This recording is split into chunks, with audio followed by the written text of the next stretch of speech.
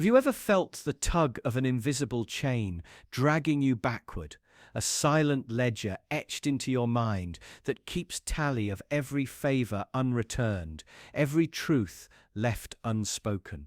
You move through your day believing you owe little, but beneath the surface, obligations accumulate like shadows at dusk. Every glance you avoid, every half-hearted promise, every small kindness you accept without intention, all of it adds weight to your spirit. This is the law of unseen debt at work. The idea that life keeps score, you can't see until it demands payment. You think debts are about money, about dollars and cents. But what about the social IOUs you've issued? That friend you listened to once and never returned the ear. The colleague whose project you praised but never supported. The stranger whose door you held ajar without acknowledging their gratitude. With each of these moments, you've incurred unseen debt, interest-free when it serves, but compounding in silence until it chooses its moment to collect. Imagine a day when someone comes to you expecting a favor you forgot you owed. You feel a spike of guilt, a tightening in your chest, that rush of blood reminding you that you're behind. You fumble for an excuse, a plausible delay, but the debt hangs there, unmarked by any contract, yet absolutely real in that flicker of embarrassment. That's the peril of unseen debt. It doesn't require paper or signature. It lodges itself in memory and stirs unrest. And what of emotional debts? Those silent agreements we make with our hearts. You comfort a loved one through a breakup, holding them in mindful silence. Later, when you break, you expect them to reciprocate with equal compassion. But they move on, oblivious. Now you feel drained, angry, wounded by what you perceive as a failure to pay. You don't see that the original comfort was freely given. You assume every gesture comes marked with a price. Unseen debts twist generosity into expectation. On a broader stage, unseen debts govern societies. We inherit systems that owe restitution to communities, stripped of land, culture, opportunity. Invisible to some, painfully present to others. The law of colonial debt, racial debt, environmental debt. These are not theoretical concepts relegated to academia. They're living burdens passed down through generations. The rivers we poison, the forests we raze, the heritage we appropriate, all demand repayment in the currency of justice. And each refusal to pay compounds the cost. Inside your own mind, unseen debt is the soil in which anxiety roots. Regrets, apologies unsaid, boundaries you failed to set, all merge into a haze of self-reproach. You wake before sunrise with questions you can't silence. Did I hurt them? Did I take too much? Should I have said more? Your thoughts churn, demanding resolution in the form of action, confession, or atonement. When none arrives, the unseen debt becomes a ghost that haunts your hours, whispering reminders of what you owe to yourself and to others. Scarcely a transaction escapes unseen accounting. When you indulge in someone else's labor, your meal prepared by a stranger, the clothes sewn by workers you'll never meet, you incur an indirect debt you've agreed to ignore. The cost of that shirt is more than its tag. The price of that burger is more than its calories. The law of unseen debt reveals these hidden balances, forcing you to question the true cost of convenience. But ignorance never erases the debt, it only buries it deeper until you unearth it in guilt or outrage. You might ask, how do you repay what you cannot see? The first step is acknowledgement. Notice the unspoken contract every time someone gives you their time, their energy, their trust. Pause and offer more than a cursory thank you. Seek to reciprocate in meaningful ways, not because you keep score, but because entering the currency of genuine connection frees you from the burden of unbalanced accounts. Transparency dissolves the unseen. Of course, you cannot settle every ledger. You'll cross paths with ghosts of kindness, past strangers whose names you cannot recall. You'll remember moments too painful to revisit, wounds too old to mend. And yet, you can choose to honor the debt internally by acknowledging it, forgiving yourself for what can't be repaid, and committing to a life of intentional reciprocity. In this way, you transform unseen debts from weights into signposts, guiding you toward empathy and integrity. Remember that unseen debts are not punishments, they are reminders. Call attention to the fragility of human exchange. They remind you that every action echoes and every word casts a ripple across the lives of others. When you accept unseen debts as part of your moral economy, you become more conscious of the threads that bind you to your community, your planet, and yourself. And in that awareness lies freedom. The law of unseen debt teaches that nothing in life is truly free. Every gift arrives with a quiet footprint. Every kindness stakes a claim on the future. But when you embrace this law, you no longer stumble under hidden burdens. You step forward with clarity, choosing when to lend, when to borrow, and when to forgive the unpayable. In this balance, you find authenticity. Soon you will confront promises whose shadows stretch longer than their words.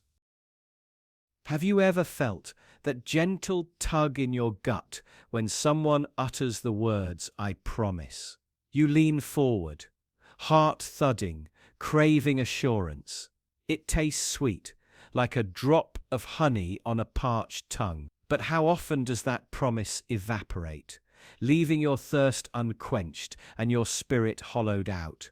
Promises appear everywhere, politicians swearing change, brands vowing loyalty, loved ones whispering forever. They rise like mirages at the edge of your hopes, shimmering just out of reach.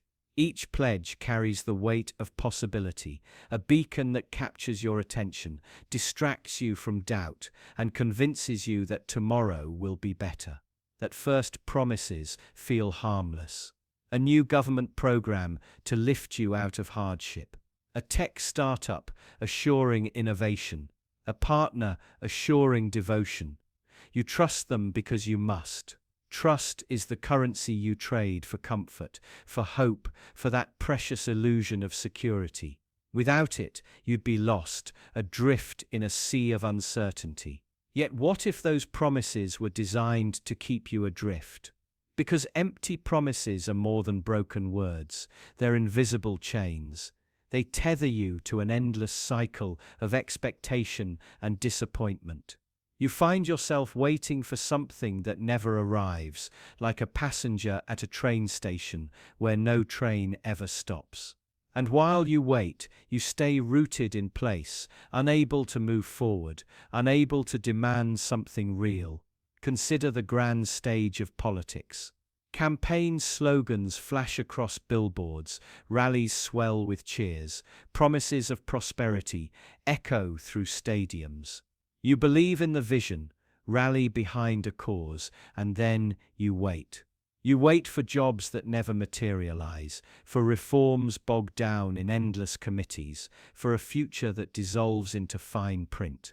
Meanwhile, the same voices return, offering fresh pledges to reignite your hope and keep you suspended. The promise becomes the spectacle, not the result, and your energy is spent chasing illusions, while the real power remains hidden behind the scenes. In the corridors of corporate power, empty promises wear a different mask. We value your contributions, they say. Great things are on the horizon. So you commit yourself deeper, sacrificing nights and weekends, stuffing your calendar with meetings and deliverables. Each quarterly report arrives with glossy graphics, but no substance. Each investor call hints at breakthroughs when production stalls and when profits don't justify the hype. You're told to be patient, to trust the process. Trust that magic is happening behind closed doors, even as your work goes unrecognized and your ambition withers. Even in the most intimate corners of your life, promises linger like phantoms. A friend swears to be there. No matter what, a partner vows, "I'll never leave." A mentor assures, "I'll guide you." You open your heart, believing their declarations are unbreakable bonds. Yet when hardship arrives, their words dissolve, their support vanishes. The betrayal stings more when the words were spoken in sincerity. Or so you thought. You learned to question the sincerity behind every vow, to doubt each guarantee, but still you yearn for the warmth that genuine promise could provide. This law thrives on a paradox. People forgive faster than they forget. You accept broken promises again and again, convincing yourself this time will be different. Your mind rehearses apologies, explanations, emergencies. You rationalize the gap between word and deed, clinging to hope, because hope is lighter than anger and far less burdensome than confrontation. Each forgiveness deepens the unseen bond, teaching you that disappointment is inevitable. Disappointment becomes the normal state of your existence, and you find yourself preferring the sting of betrayal to the uncertainty of demanding truth. A promise without action is not a commitment, it's a trap. It's a whisper of control that lures you into compliance, like a spider's web that glistens in the sun, tempting you forward before you're ensnared. It trains you to crave the feeling of hope, to barter your time and your trust for words that never yield substance. But when the pattern finally cracks your armor of denial, the instinct for self-preservation explodes into clarity. You stop swallowing reassurance and start interrogating it. You demand proof, you insist on deadlines, you require transparency. You see unkept promises for what they truly are, lies in fine clothing, crafted to keep you placated while power shifts quietly elsewhere. No longer seduced by rhetoric, you realize that genuine authority doesn't hide behind words, it stands by its deeds. Reclaiming your autonomy means refusing to be the captive audience of hollow rhetoric. It means refusing to applaud the mere sound of assurance and instead demanding the weight of evidence. You learn to measure promises against outcomes, to hold them accountable until word and deed align. At first, this feels like standing alone on a barren plain, stripped of illusions. The quiet that follows initial disappointment can feel terrifying, like you've been abandoned in a desert of truth. But that barren plain is fertile ground for building real foundations. You begin to frame your expectations around actions, not air. You discover that your power lies not in hope deferred, but in insistence. That your confidence expands when you refuse to beg for a better tomorrow and instead forge it with your own hands. Bit by bit, the invisible chains of empty promises fall away and you stand free. A world built on unkept promises is a world of ghosts, apparitions of hope that vanish when you reach for them. Recognizing the law of empty promises is your first act of liberation. You sharpen your mind into a blade that cuts through alluring platitudes. You become the skeptic who demands proof, the skeptic who refuses to trade time for illusions. In doing so, you reshape the very rules of engagement. You move from being a spectator in someone else's narrative to the author of your own. And once you wield this insight, no promise will ever hold you captive again unless you allow it. And when your silent nod becomes the invisible architect of every hollow pledge, you'll be ready to confront the law of passive approval. Have you ever spoken up in a group only to be met with hollow silence, that pregnant pause stretching on as if everyone agrees with you by default? That deafening quiet feels less like neutrality and more like consent, as if any dissent would shatter a fragile peace. In that moment, your words carry no weight, yet your silence would speak volumes. You imagine the kind of person you think you are, only to realize how easily your protests dissolve in the face of indifferent faces. You prefer the comfort of neutrality to the sting of confrontation. This is the law of passive approval, where inaction and indifference serve as silent endorsements of whatever unfolds. No fanfare required, no signature needed. Your quiet complicity does the work. And the most dangerous approval is the one given without a word. Picture a crowded street corner where a lone voice cries out against injustice, words echoing but hitting ears like distant thunder. A flickering streetlight casts long shadows, yet the crowd remains unchanged.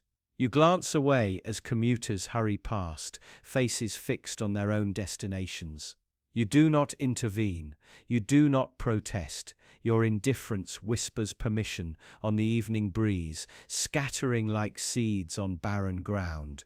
Without lifting a finger, you become an accomplice to apathy. In a world built on collective action, your silence is louder than 1,000 voices in support. Passive approval thrives in the absence of objection, growing every time you look the other way. Psychologists call it the bystander effect, a phenomenon where each individual assumes someone else will act, diffusing responsibility until no one moves.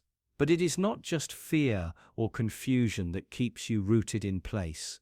It is a deeper instinct to fit in, to avoid the risk of isolation. You sense that dissent might label you as an outsider, so you swallow your discomfort. You watch the group, seeking social proof, and find comfort in shared inaction. The law of passive approval exploits this primal need for belonging, binding you in an invisible chain. You are more likely to stay quiet than stand alone, even when your moral compass urges a different course. History is littered with the casualties of collective silence. When laws become unjust and cruelty hides behind uniforms, ordinary people who choose not to speak allow atrocities to unfold. You may not have cast a vote for oppression, but your quiet acceptance becomes part of the machinery. You rationalize that speaking out would be futile or someone else's responsibility. Every harsh policy and every act of violence begins with a willingness to let it happen. Your silent nod is a building block of tyranny, laying each brick of indifference until a wall of injustice rises beyond repair. In the workplace, passive approval manifests in unchecked gossip, ignored warnings, and unethical shortcuts. You overhear rumors that tarnish a colleague's reputation and choose not to challenge them. You see corners being cut on a project that could endanger lives, yet you remain silent in meetings. You read internal memos suggesting questionable practices and simply archive them. Your failure to object shields you from immediate conflict, but it stamps your approval on the outcome. No official record is needed. Your quiet assent echoes through every cubicle, every report, every missed opportunity for integrity, fueling corporate malpractice like a hidden fuel source. Online, the law of passive approval is even more potent, amplified by algorithms hungry for engagement.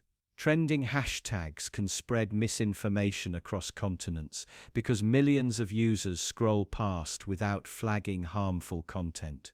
Each silent swipe of your thumb serves as an endorsement to the digital hive mind. You do not click report, you do not comment to correct the record. You remain a passive participant in a system that rewards indifference. In this hyper-connected era, silence is the strongest currency. Every moment you choose not to act, you invest in complicity. there is a heavy cost to your conscience when you habitually opt for indifference. Guilt and shame become familiar echoes in the quiet of your mind, a constant whisper reminding you of voices you left unheard. You convince yourself that saying something would not have made a difference, yet regret still lingers like a bitter aftertaste. You ask yourself late at night whether you are a coward or simply human. The law of passive approval thrives on your self-deception, convincing you that silence is harmless and offering excuses to justify your inaction. It blinds you to your true power and dulls the edges of your empathy. But what if, instead of confusion, you felt clarity? What if you recognized that a single word can reroute a conversation, and a small objection can fracture the illusion of universal consent? A raised eyebrow can pause a decision. A well-timed question can sow doubt in the seeds of wrongdoing. These acts, though they may feel awkward at first, hold the power to ignite an avalanche of change. You have more influence in your voice than you know. It is your choice whether to lend legitimacy to injustice or to fracture its foundation.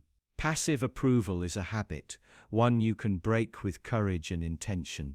Imagine carrying a different weight, the weight of responsibility, but also the exhilaration of agency.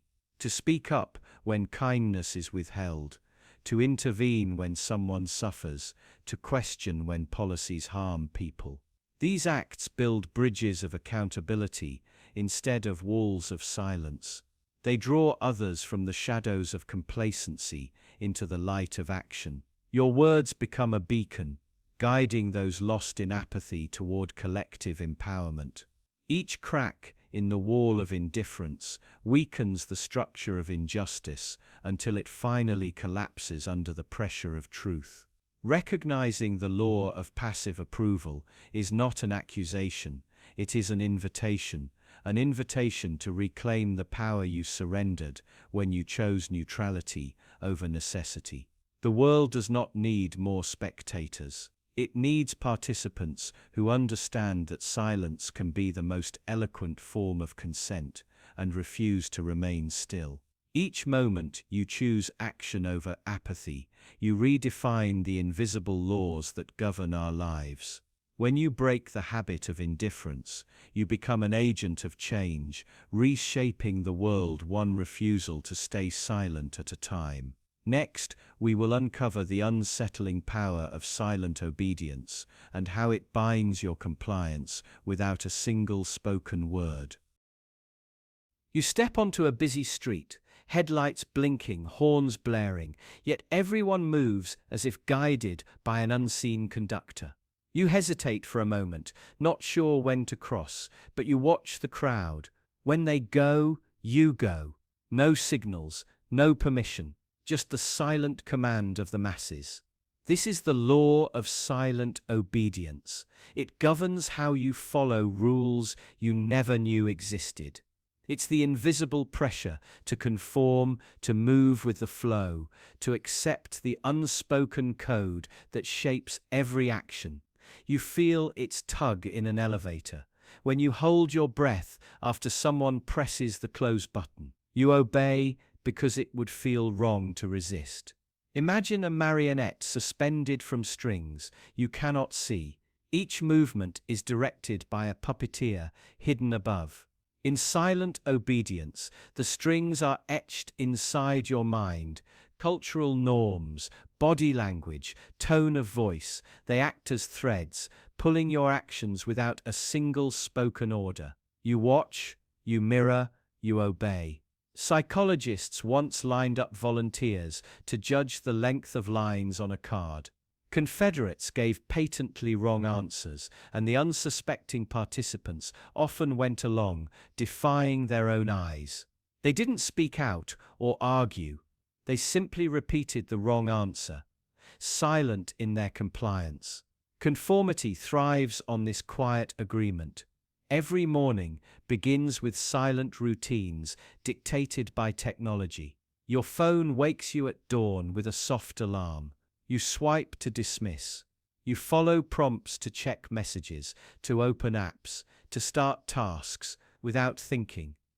You obey the digital choreography designed by unseen engineers. Your life becomes a pattern of beeps and vibrations. Consider the elevator. Doors slide open. You step inside and face the wall. Often you avert your gaze, avoiding eye contact. You face forward, silently obeying unspoken etiquette. You wait for the button to be pressed. No one says a word, yet if you break the rule, if you stand too close or speak up, you sense the awkward shift in energy. At work, microcultures dictate silent hierarchies. You learn where to sit, how to address someone with a nod instead of a greeting, when to laugh at jokes you don't find funny. A manager's glance can hold you in place or propel you forward. You obey because the cost of defiance feels too great. You swallow your doubts and comply. Consumer culture rides on silent persuasion. Brands bathe you in carefully crafted images, colors, and slogans. You choose a product because it looks familiar, because the packaging feels reassuring. You never read the fine print. You follow the silent cue that this label represents quality. You buy, obey, repeat. In politics, silent obedience maintains order. Citizens learn to stand for anthems, to participate in rituals they barely comprehend, to trust the words they hear on screens rather than question them. A leader's presence in a room can hush a crowd without a word. People fall silent, heads bowed, bodies still. Obedience becomes reverence. The emotional toll is real. Every silent command you obey chips away at your sense of agency. You forget what it feels like to decide freely. Your inner voice grows faint under the weight of collective expectation. You move through life as a spectre in your own story, drifting where others guide you. Identity blurs when silent obedience becomes habit. You adopt accents, phrases, opinions based on the people around you. Silence allows you to slip into molds without resistance. You become an echo instead of a voice. Eventually you wonder if your actions speak for you. Who is listening to your true self? Even protest movements feel the pull of silent obedience. When tensions rise, many stay quiet, waiting for someone else to make the first move. The fear of being the sole dissenter silences thousands. The moment the first person speaks out is powerful because it breaks the hush. Then others find their voices, but only after the quiet is shattered. Breaking free means noticing the cues that shape your behavior. A flick of the wrist, a tone that switches you from walking to stopping. Start watching yourself obey, and you'll see the puppet master. Immediately you realize obedience is not inevitable. It's a choice, hidden as instinct. Every silent order breeds a space for conscious resistance. You can choose to step off the pavement even when the crowd surges. You can speak up in a meeting when others nod. You can refuse a delivery that comes too soon. Disobedience need not be loud. A thoughtful pause is enough to reclaim your power. Take the crosswalk signal. The little green man tells you it's safe. You obey without question. But what if you paused and looked both ways? What if you challenged the authority of an icon that assumes all dangers can be coded into colored lights? That hesitation might save you more than it wastes time. In family homes, silent obedience can feel like respect. A child learns never to interrupt a parent. They speak only when invited. As adults, we carry that habit into every space. We wait for permission to claim our needs. That silence becomes an echo chamber, reinforcing the idea that we exist only when spoken to. Fear of standing out binds you quietly. The thought of being the only one who doesn't follow grips you like ice. You imagine the whispers, the stares, the self-doubt. So you swallow your courage and toe the line. Silent obedience feeds on that fear, growing stronger with every suppressed objection. Empowerment arrives when you speak your inner rules out loud. Naming the cue that grips you dissolves its power.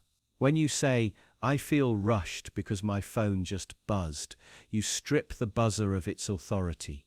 You reclaim the moment. You show yourself that obedience without understanding is not inevitable. Remember that every moment of silence you obey is an endorsement of the status quo. Your quiet consent builds worlds you may not even realize you inhabit. And every moment you choose to speak or pause, you begin to reshape your reality in subtle but profound ways. Up next, you'll discover how hidden agreements pass between people like secret handshakes, shaping your destiny without a single uttered promise. You walk into a room and feel a pressure in the air. A silent vow has been sealed long before you arrived. No words were spoken, no contract signed, yet you sense an invisible handshake binding you to expectations you didn't negotiate.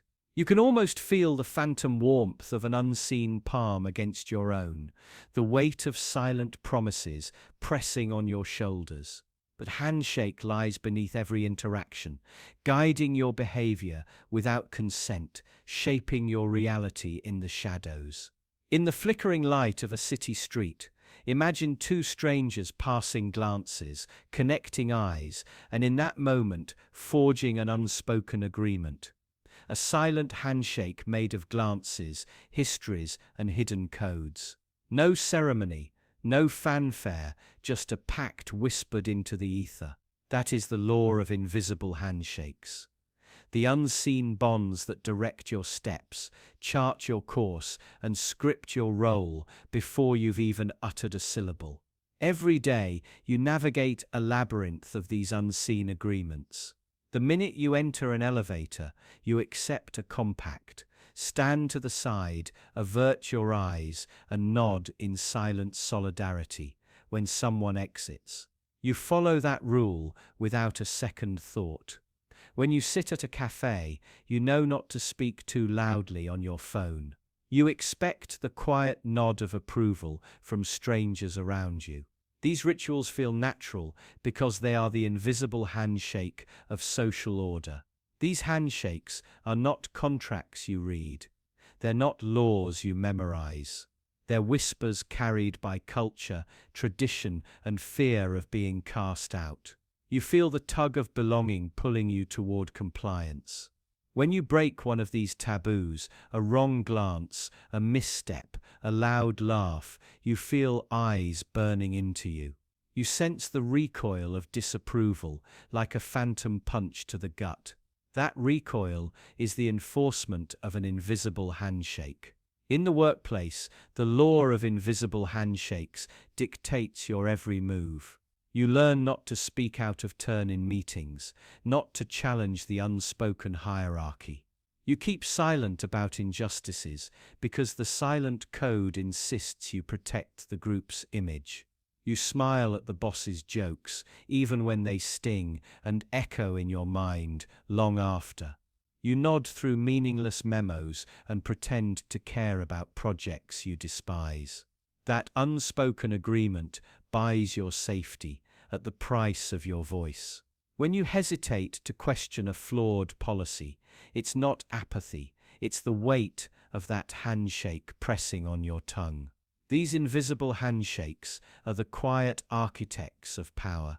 They allow corruption to flourish because no one dares to expose the secrets whispered in back rooms.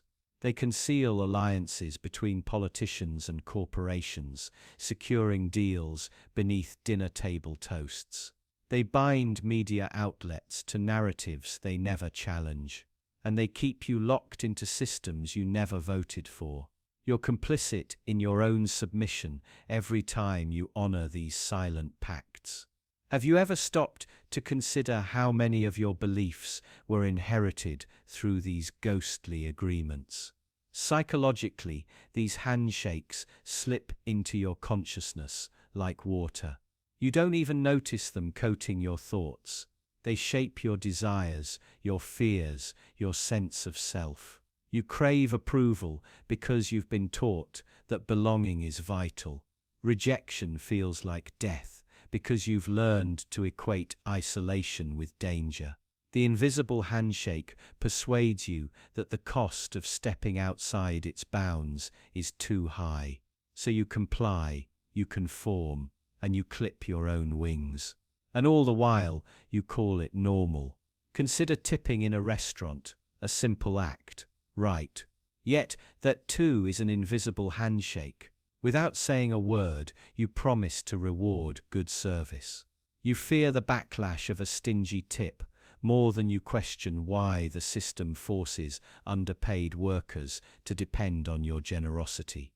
You obey because breaking that pact brands you as rude or cheap.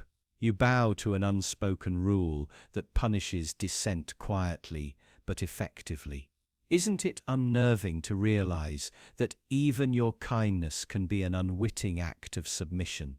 Even your most intimate relationships are laced with these handshakes. You learn which topics are safe, which are off limits. You nod when family members ask prying questions, even when your skin crawls. You laugh at jokes that sting, because the silent agreement demands harmony. You apologize for your own feelings in order to preserve peace. These pacts are stitched into the fabric of your closest bonds, shaping your identity, muting your truth. When did you last speak without the echo of invisible expectations guiding your words? Recognizing these invisible handshakes is the first step toward freedom. You begin to notice the moment you bow to silent expectations. You feel the tension when your instincts tug you in a different direction. You see the boundary between genuine connection and social performance. At that moment you realize you have a choice: honor the invisible handshake or forge your own path. But remember, breaking these pacts comes at a cost. Social isolation, awkward silence, even outright hostility can follow. Are you willing to pay that price for authenticity? Yet, the alternative is worse. Living a life scripted by agreements you never signed. You wake up each morning wearing a mask dictated by invisible contracts. You chase approval, validate yourself through the eyes of unseen judges, and lose sight of who you truly are. Your authenticity bleeds out across the disconnect between your inner voice and the script imposed upon you. You become a ghost in your own life, whispering only when permission is granted. There's a hollowness in that existence, a quiet despair you can't escape. Real power lies in acknowledging these silent bonds and deciding which to honor. You can renegotiate the terms of your own existence. You can refuse handshakes that bind you to injustice or deception. You can extend new conscious handshakes based on integrity, empathy, and mutual respect. It takes courage, because you will feel the sting of broken pacts. But each step beyond the invisible handshake network is a reclaiming of your autonomy. Only then can you truly stand unshackled in a world built on invisible agreements. Now, ask yourself, what secret verdicts have already been cast upon you before a single word leaves your lips? You walk into a room and feel it before you see it. A hush that stretches and contracts around you, as if an unseen conductor has raised a baton. Ear thickens as dozens of invisible eyes trace your every move. You know you're being scored, though no voice has uttered a single note. Shoulders tense. You wonder if your shoes squeak too loudly, if the curve of your smile is soft enough, if your laughter will puncture the silence like a misplayed chord. You hold your breath, longing to become invisible, to disappear into the wallpaper. The rules of this game were never explained, but you are already playing within that silent arena.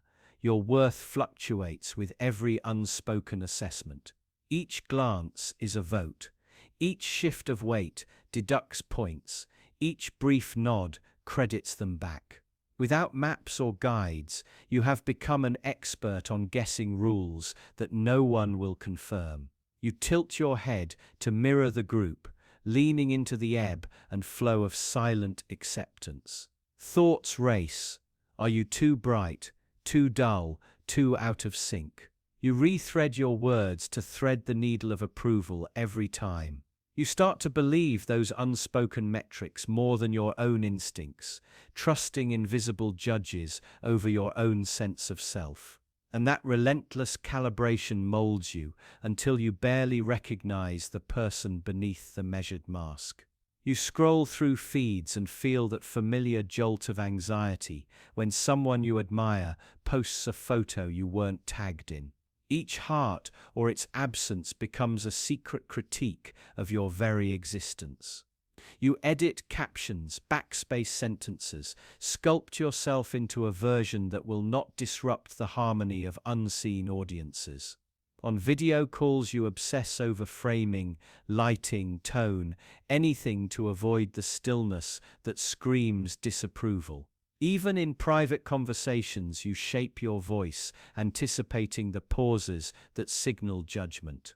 Day by day, those intangible scales shape every choice until you walk and talk on rails too narrow to feel your own toes. And in that narrowing, you begin to forget the taste of freedom, trading spontaneity for the safety of predictability. You become a mirror reflecting the colors of whoever stands before you. You learn the safe opinions, the acceptable jokes, the right volume of laughter. Underneath it feels like breathing through a straw, bitter and constricted. Every time you mimic another person's voice, you erode one layer of your own. Blending in feels comforting at first, but every time you echo another's voice, you lose another fragment of your soul. Your reflection grows hollow, echoing desires that aren't yours. And yet you cling to that hollow shell because at least it keeps the silent jury satisfied. Eventually the watchers vanish and you realize you have become the judge. The whispers you once feared have been internalized into a constant hum of self-reproach. You replay every conversation as if reviewing a courtroom transcript, searching for guilt in every syllable. Why did you hesitate there? Why did your voice waver there?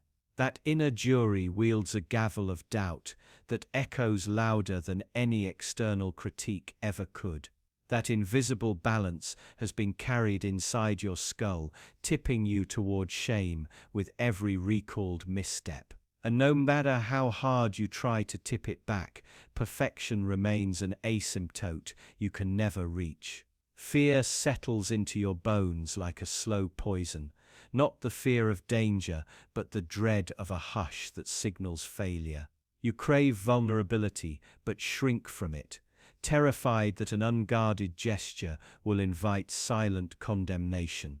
You build walls of cautious compliance, barricades that keep others safe, but leave you lonely.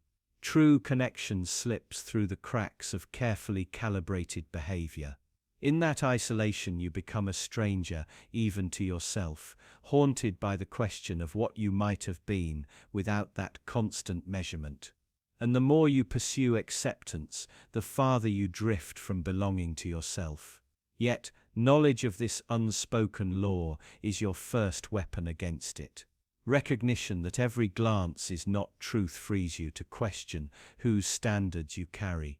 You might catch yourself tightening your smile or quieting your voice, and in that moment you can choose release instead of restraint. You can challenge the silent consensus by speaking a thought that trembles at the edge of judgment. This awareness cracks the illusion of a flawless score and invites you to rewrite the rules you never agreed to. And the penalties hidden beneath every silent judgment will reveal themselves when you least expect them. Have you ever whispered a secret you promised to keep, only to feel a subtle chill crawling down your spine? That moment when your lips part and betrayal slips into the world, and you don't notice the tiny toll it takes on your soul. This is the law of hidden penalties in action, a rule you never signed up for, yet one that levies silent fines on every deviation from an unspoken code. These penalties aren't levied by mobs or courts. They are exacted by your own mind, by the invisible ledger of conscience, by the ripple effects that spread from the core of your choices into every corner of your life. Imagine you choose convenience over honesty, telling a white lie to spare someone's feelings. At first, relief washes over you. No confrontation, no guilt. But beneath the surface, a slow poison spreads. Your neurons record the betrayal, filing it away as a debt. Weeks later, you catch yourself avoiding that person's gaze, your stomach knotted by unspoken truths. The penalty arrives, discomfort in your chest, a tightening in your throat, the physiological price for every untruth you embrace. Think of the small promises you break every day. You vow to start tomorrow's project today, and then you don't. You tell yourself one more episode won't matter, and it does. You skip the gym, again, and wonder why motivation eludes you. In each case, the universe doesn't issue a headline or a fine notice. Instead, it imposes stealth taxes, creeping regret, mounting shame, the erosion of self-trust. Every broken promise becomes a hidden toll booth on the highway of your ambitions, collecting tiny fees that accumulate into a crushing weight of collective guilt.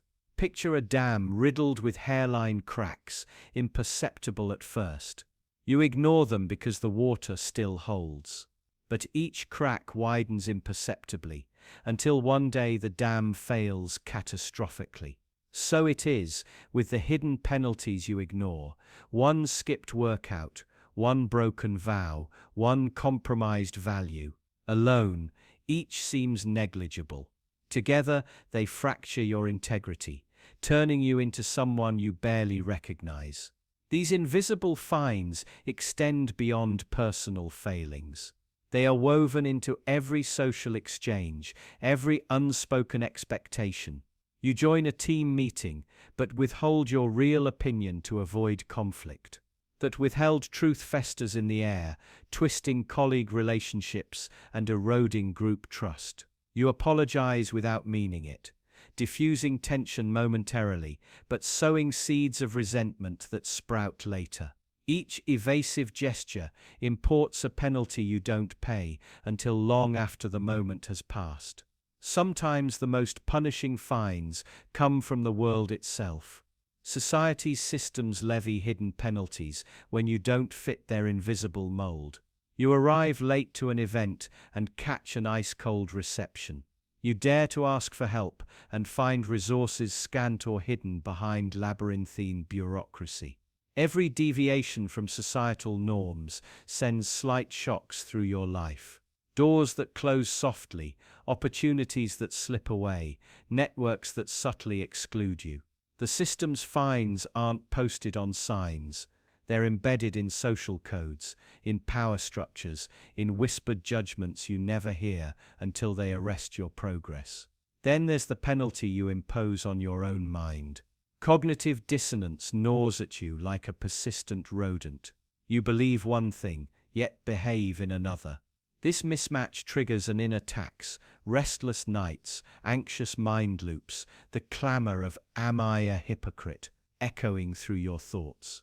Your brain demands balance, punishing inconsistency with physiological stress, the quickened heartbeat before sleep, the ache in your gut at the memory of a past choice, the listless mornings when doubt outweighs sunrise. Hidden penalties also guard the boundaries of identity. If you pretend to be someone you are not, smiling when you ache, conforming to roles you despise, you pay in authenticity. Your true self erodes bit by bit, replaced by a hollow actor who pleases on demand.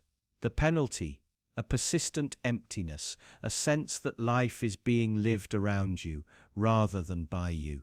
The echo of your real desires fades, leaving only the faintest ghost of who you used to be. What about the ecosystem of your relationships? Every kindness you withhold, every apology you fake, every boundary you ignore summons a penalty in trust. Trust is a fragile currency, and deception, no matter how small, extracts hidden interest. Over time, that interest compounds until the debt is unmanageable. You sense it in the slight chill of someone's eyes, the half-hearted replies to your messages, the involuntary distance in a conversation that used to flow. Consider the law's most insidious form, the penalty for breaking hidden rules you don't even know exist. Unwritten social codes punish non-conformity, not with headlines, but with exclusion. You wear the wrong clothes, use the wrong slang, prioritize the wrong values, and suddenly you're an outsider. The system collects its tax by withholding belonging, by casting you adrift without ceremony. The fee comes disguised as loneliness, a slow, gnawing isolation that undermines your confidence and dulls your spirit. Yet, the law of hidden penalties is not some cosmic cruelty, it's a guidepost. It reveals the true currency of your world: integrity, consistency, authenticity, and awareness. The only way to avoid these stealth fines is to align your actions with your values, to speak truths even when inconvenient, to pay your internal debts as they arise. Every honest conversation, every kept promise, every boundary honored is a deposit into the bank of your self-worth, erasing past imbalances and safeguarding your future. Because hidden penalties always seek equilibrium. If you tilt the scales by choosing comfort over courage, by sacrificing truth for convenience, the universe quietly adjusts. It taxes without mercy, without announcement, without glory. But if you live with integrity, if your actions mirror your convictions, the penalties vanish.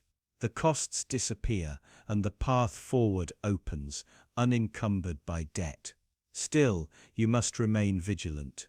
The law is stealthy, its penalties invisible until they accumulate beyond control. And once the debt grows too large, the cost to repair your life can be staggering. Restoring trust, reclaiming authenticity, realigning your mind, they demand time, effort, and sometimes painful reckoning. Better to pay the small dues of honesty and integrity now than the ruinous fines of neglect later. Remember this: the world watches you, not with cameras, but with echoes. Each choice resonates in the fabric of reality, and when you stray, the echoes return as penalties.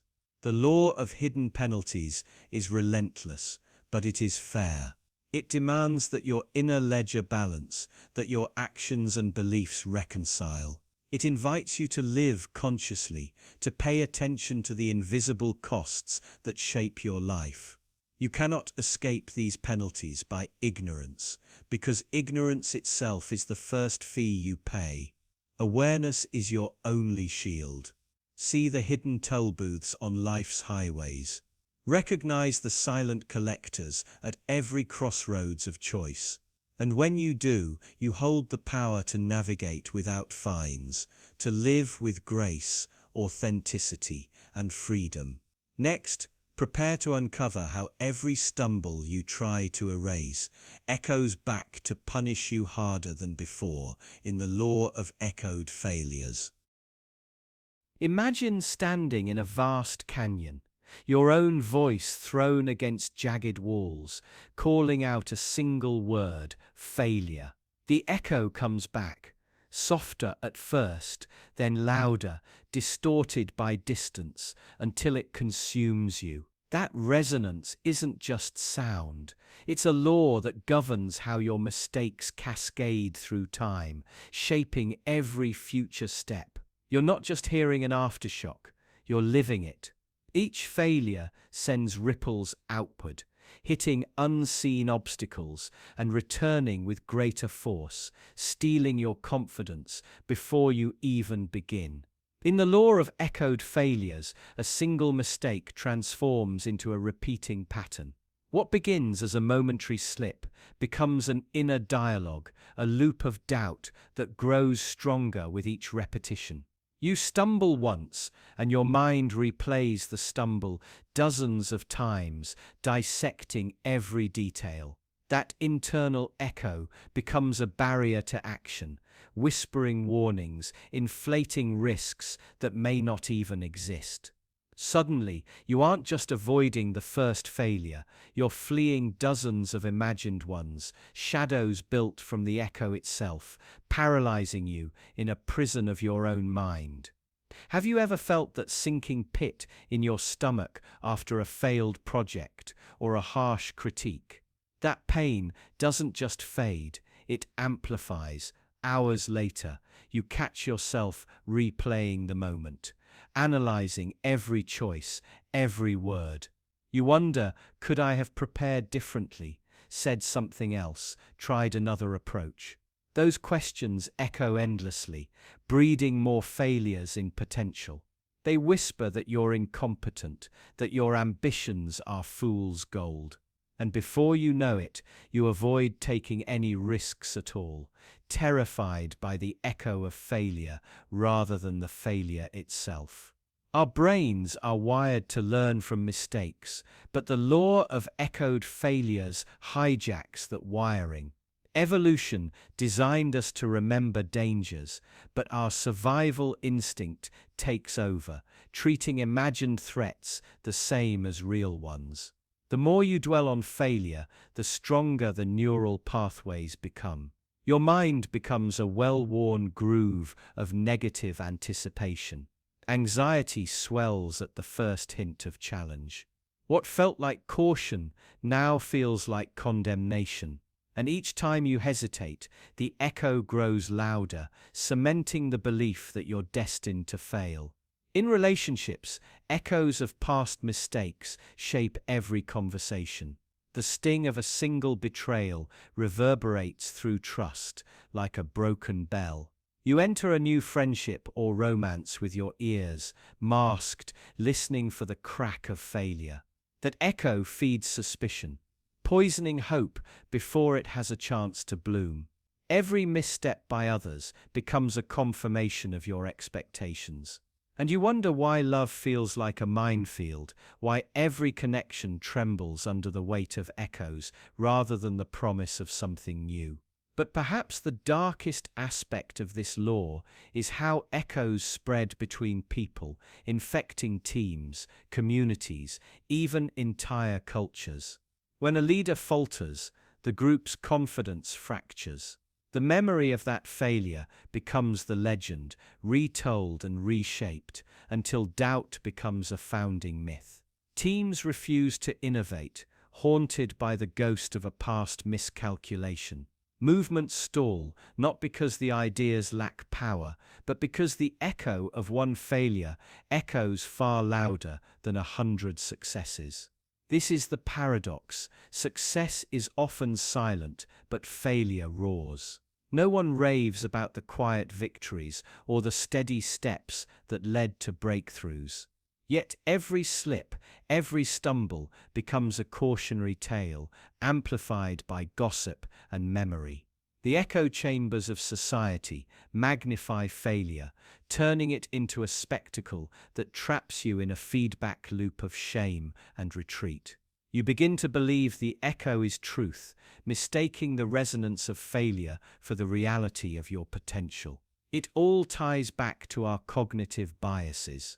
Negativity bias latches onto failures like a parasite, neglecting the glow of achievements. Availability bias makes the most recent echo feel like the only echo, drowning out distant successes. Anchoring bias fixes your reference point on past mistakes, making every future action feel doomed to repeat the same pattern. These mental shortcuts were once survival tools, but in the echo chamber of modern life, they become chains that bind, echoing failures into every corner of your consciousness. But beyond psychology, there's a moral dimension. When echoed failures define you, society judges you. Labels stick: lazy, incapable, broken. Your identity becomes a house built on sand, where each trembling echo threatens collapse. And you start to police yourself, retreating from challenges to avoid the echo you fear. Self-worth erodes, potential dims. You trade your growth for safety, believing that avoiding failure is the only way to silence the echo. Yet the silence feels emptier than the echo ever did. Breaking free from the law of echoed failures demands conscious defiance. You must learn to calibrate your hearing, to filter echoes with discernment. Remember the victories that went unspoken. Record them, replay them when doubt strikes. Embrace small failures as experiments, not verdicts. Celebrate the dissonance between the echo and the actual outcome. Train your mind to expect growth instead of doom. Every time you face the echo, respond with intention, a step forward, a learned lesson, a resilient refusal to let past mistakes define your future. In the canyon of your mind, echoes will always exist, but you hold the power to shape their return. You can choose which sounds resonate, which lessons stick, and which storms fade into silence. Each time you challenge the echo, you weaken its hold, carving new pathways for courage and creation. The law of echoed failures might dictate the reverberations, but it cannot dictate your response. You stand at the mouth of that canyon, faced with your own echoes. Will you be haunted, or will you be the one who finally breaks the silence? But what if the sense of power you cling to is just a mirage, set to crumble under the law of perceived control? Imagine you're standing in front of a menu with dozens of breakfast choices, each carefully curated to feel like your unique preference. You tap Customize, select oat milk or almond, gluten or whole grain, extra foam or no foam, and smile, believing you're calling the shots. Yet the moment you taste that latte, it's no different from 1,000 others served in 1,000 identical cups.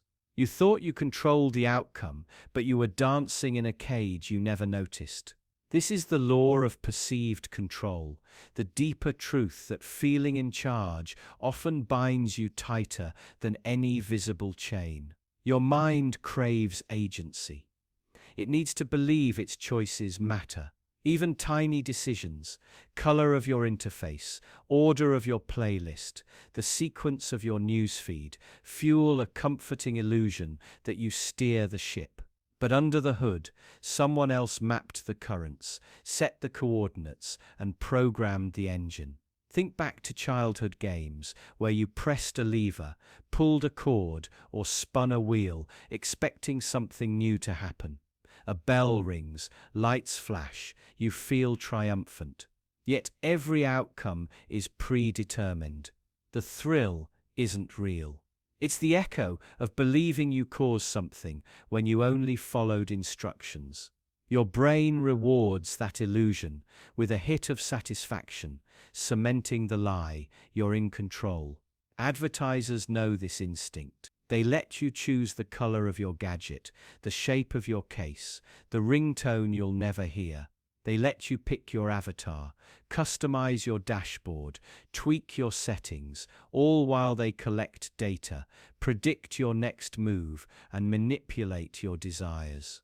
The illusion of choice hides a ruthless calculus. You attribute every click to personal preference, never realizing you're responding to subliminal nudges. At work, you fill out surveys titled "Help Us Improve." You rank office perks, vote on the next team outing, select training modules that align with your interests. It feels democratic, you feel heard. Meanwhile, your role, your responsibilities, your future path were mapped long ago by people far above you. You guide yourself into deeper commitment, believing you chose the path when you only stepped onto tracks laid for you. Social media thrives on this law. You're invited to customize your feed, to curate topics you love, to follow what inspires you. You click, tap, scroll, convinced you control the narrative. But algorithms are stalking you, craving engagement more than truth. They feed you confirmation, manipulate your mood, coax you into echo chambers. This tailored world makes you comfortable, content, and obedient, never questioning who designed your view. And here's the darker side: perceived control dulls resistance. When you think you hold the reins, you stop looking for the barn door. You feel safe within the confines of your predictable routines. You wash your hands of larger systems that exploit you, corporations, governments, institutions, because you've been convinced those systems exist to empower you, not entrap you. Why fight a machine you believe you operate? Remember the classic experiment where rats pressed a lever to stop a mild shock. Some that couldn't stop, it gave up entirely. But when given a fake lever, even if it did nothing, they suffered less stress. The illusion of control, however empty, reduced their agony.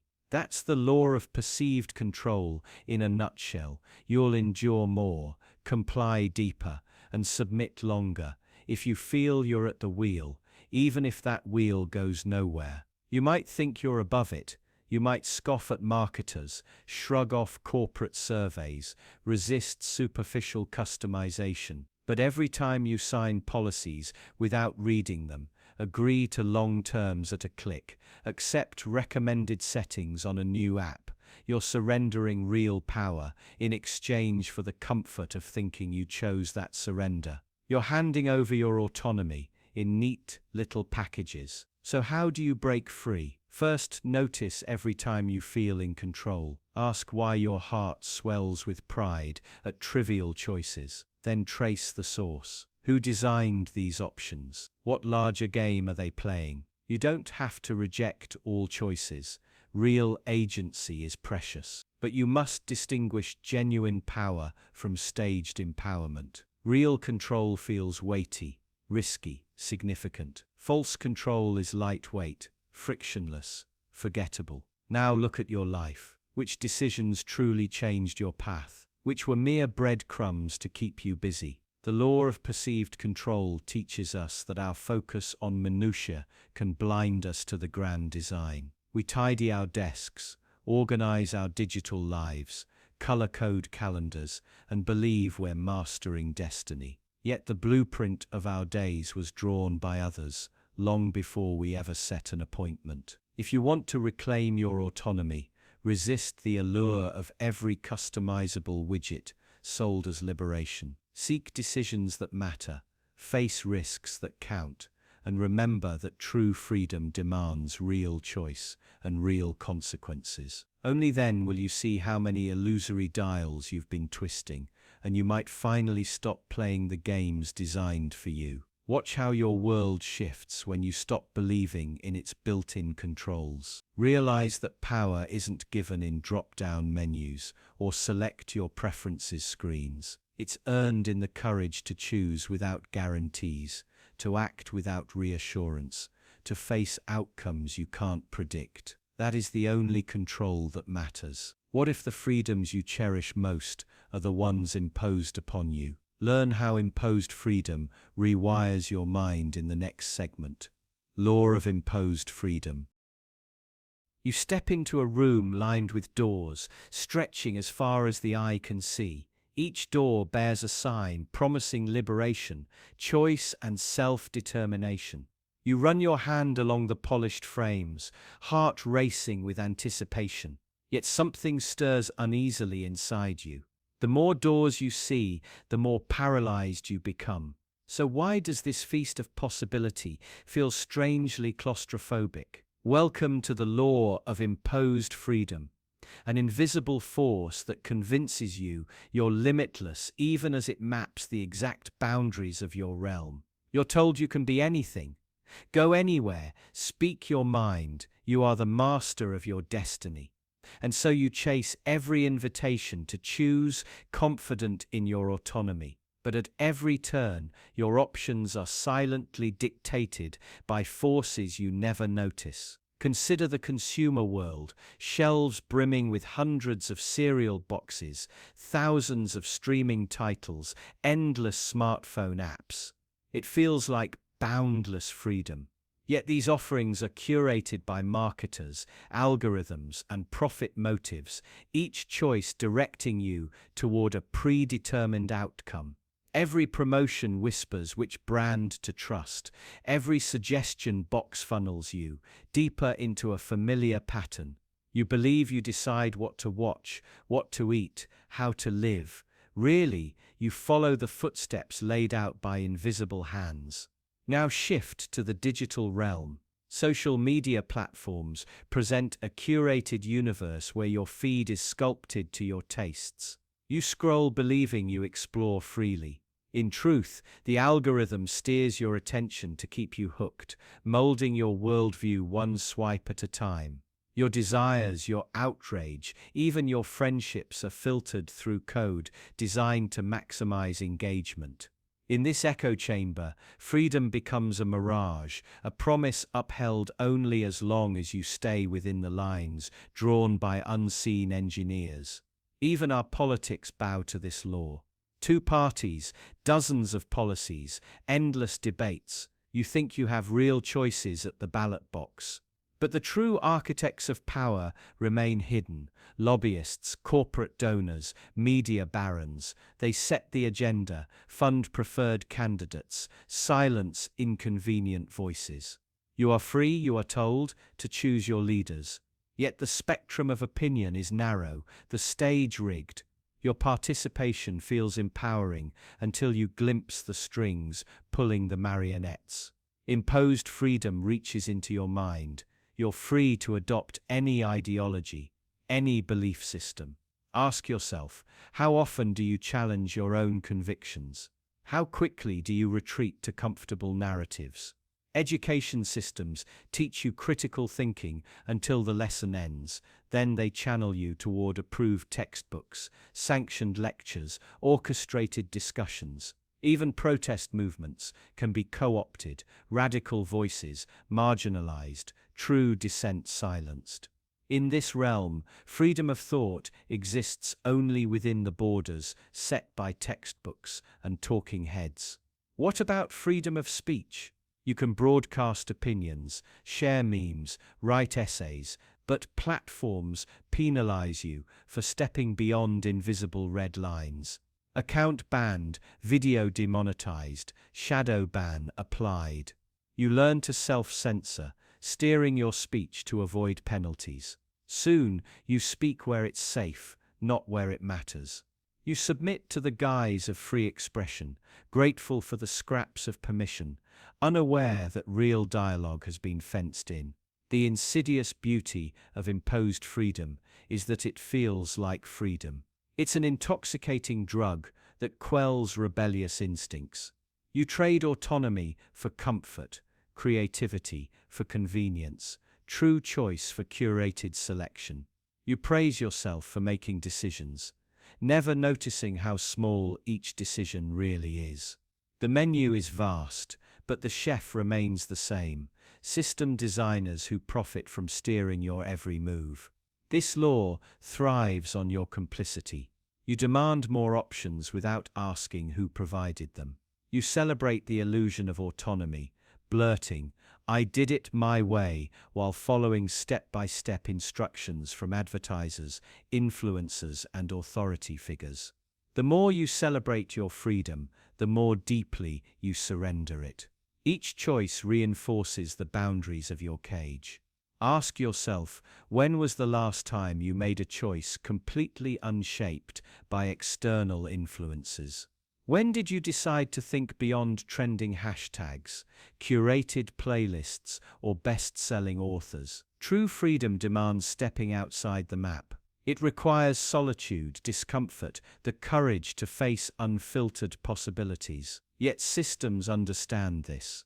They drape convenience around you like a blanket, smoothing every edge until you forget the chill of true independence. Breaking this law isn't about rejecting every option or abandoning society. It's about recognizing when your freedom is contrived and choosing to act beyond the prescribed frame. It means paying attention to what you're not shown, those ideas, experiences, and communities that exist outside the curated spectrum. It means challenging the comfortable path, stepping into the unknown, tolerating uncertainty rather than settling for a menu of safe choices. Complacency is the perfect collaborator for imposed freedom. It whispers, "You're free, enjoy." But satisfaction with curated abundance is the softest bondage. Every time you accept an external directive as your own, you reinforce the law. Every time you chase novelty on the system's terms,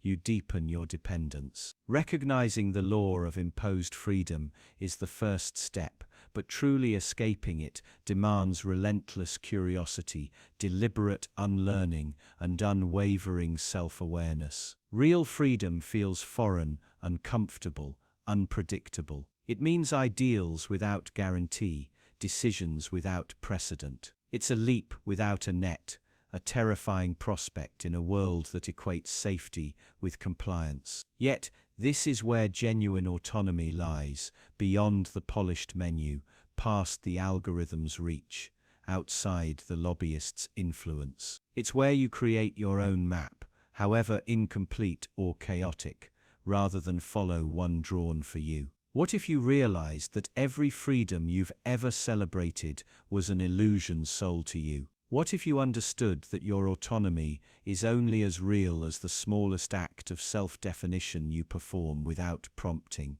That realization can be disorienting, even terrifying, because it forces you to face the void of possibility, the true cost of unshackled choice. But in that void, you also find wonder, growth, and the genuine weight of your own agency. The law of imposed freedom reminds you that control can wear the mask of liberation. It teaches that when choices feel endless, you may actually be confined within the narrowest of paths. And it challenges you to question the boundaries you never noticed, to step off the map and redraw the terrain for yourself. Next, you'll discover how victories you've never claimed can bind you more tightly than those you celebrate.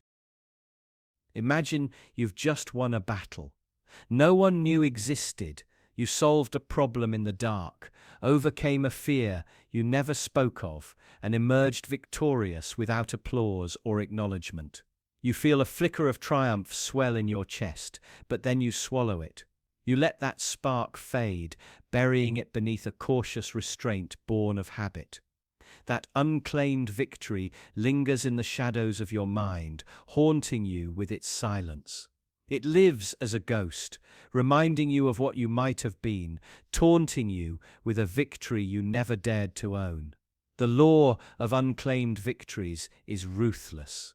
It states that any triumph left uncelebrated loses its power. Achievements unspoken dissolve into regret. Every victory you fail to claim seeps away, evaporating like morning mist at the first ray of light. Unclaimed victories become debts you owe yourself. They haunt your dreams and shackle your ambition, because the world only mirrors back what you announce. A victory unheard is a victory undone. Think of the smallest wins in your daily life, resisting the urge to skip a workout, refusing that extra drink, finally saying no when you meant to. Each one is a quiet triumph, a step forward on a path you've chosen. But if you never pause to notice, you remain oblivious to your own progress. You move through life feeling stuck, believing nothing ever changes. Meanwhile, you've been winning bit by bit, but your own silence steals those moments from you. On a larger scale, the habit of downplaying success is pervasive. You're taught modesty, warned against arrogance, encouraged to let others speak for you. When you dodge praise, colleagues forget your contributions. When you hide your results, opportunities pass you by. You become the footnote in your own story. Without owning your victories, you surrender control of your narrative to others, allowing them to frame your worth and dictate your future. Fear drives this law. You hesitate to claim victory because you dread envy, scrutiny, or higher expectations. You worry that announcing your success will paint a target on your back or force you to perform again under pressure. So you stay silent, hoping to remain safe. But silence makes you invisible. The power you refuse to claim leaks away, and you lose the respect, resources, or momentum that could elevate you further. History is full of innovators whose names slipped into obscurity because they never claimed their breakthroughs. Think of the inventor whose patent never bore his name, or the artist whose masterpiece gathered dust because they never sought an audience. Their unclaimed victories vanished, leaving no legacy. Meanwhile, others seized the mantle, rewriting history with victories they didn't earn. When you refuse to step forward, you leave the stage for someone else to claim your spotlight. The metaphor is simple. A treasure chest filled with gold means nothing if you never lift the lid. A flag planted in secret never flies. Footprints left underwater vanish with the tide. Seeds buried too deep sprout roots in darkness and die without light. Unclaimed victories are like buried seeds, full of promise but never blooming. They carry potential energy that dissipates when it's not converted into action, recognition, and celebration. To break free from this law, start by naming your wins. Speak them aloud in private, then share them with those who matter. Write them down, track them on a calendar. Let the world know what you've achieved. This is not vanity, it's self-affirmation. Claiming your victories reshapes your identity, rewires your confidence, and changes how others perceive you. Each acknowledged triumph becomes a stepping stone, fueling momentum toward larger goals. Claiming victory carries its own risks. You expose yourself to criticism, envy, and the weight of expectation. But the risk of silence is far greater. Stagnation, regret, and the slow erosion of self-worth. When you claim a victory, you force the world to adjust its view of you. You shift from passive observer to active creator of your destiny. The more victories you own, the less you live tethered to what could have been. Every unclaimed victory is a door that never opens, a song your voice never sings, a story you never tell. These silent triumphs accumulate into a life half-lived, full of what-ifs and might-have-beens. But acknowledging each win, no matter how small, changes everything. It reclaims moments stolen by doubt, rewrites your narrative, and propels you forward with unbreakable conviction. Next, you'll discover why every triumph demands a chosen sacrifice. Close your eyes and imagine stepping into a grand hall, bathed in candlelight. In the center stands an altar draped with crimson cloth, and you clutch in your hand something precious, a dream, a promise, a fragment of your own soul. Candle flames flicker as you weigh the cost. Around you, the air hums with expectation. You feel a tendril of heat as you extend your arm, offering what you hold most dear. The silence presses against your ears. You choose to lay down your offering. What drives you to this moment? What hidden whisper convinces you that surrender is the path to redemption, to success, to belonging? You tell yourself that sacrifice is noble, a rite of passage, a ticket to higher ground. Yet beneath that gloss lies a darker impulse. The promise of reward blinds you to the toll. You lean in, intoxicated by hope, and ignore the tremor in your chest that questions the bargain. In relationships, you give your time, your energy, your boundaries, convinced that love demands self-erasure. In your career, you relinquish weekends, hobbies, even health for the elusive prize of recognition. You sacrifice sleep to chase deadlines and sacrifice your voice to maintain peace.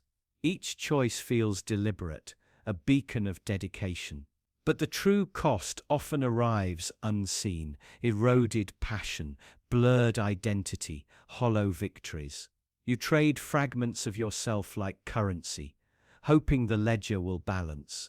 Have you ever paused to listen to the echo of your own sacrifice?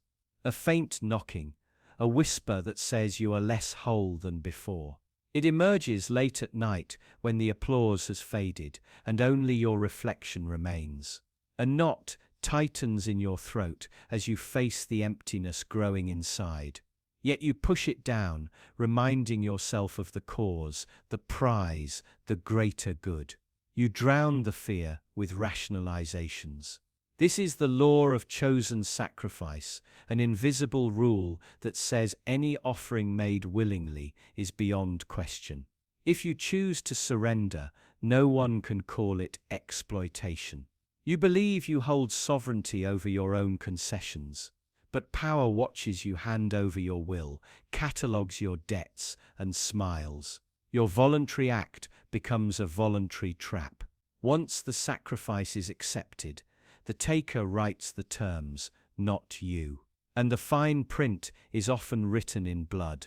Consider the soldier who lays down youth, limbs, and innocence at the altar of duty.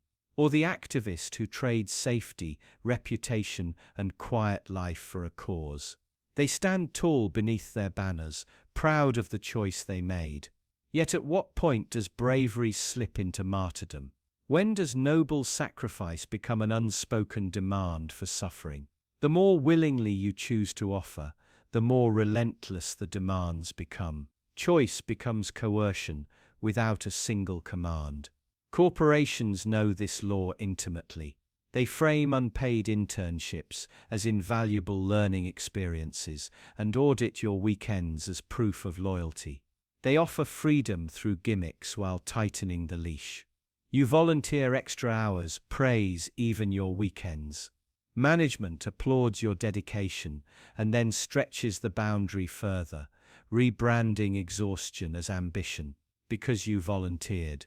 No contract was broken. Your chains gleam with your own consent.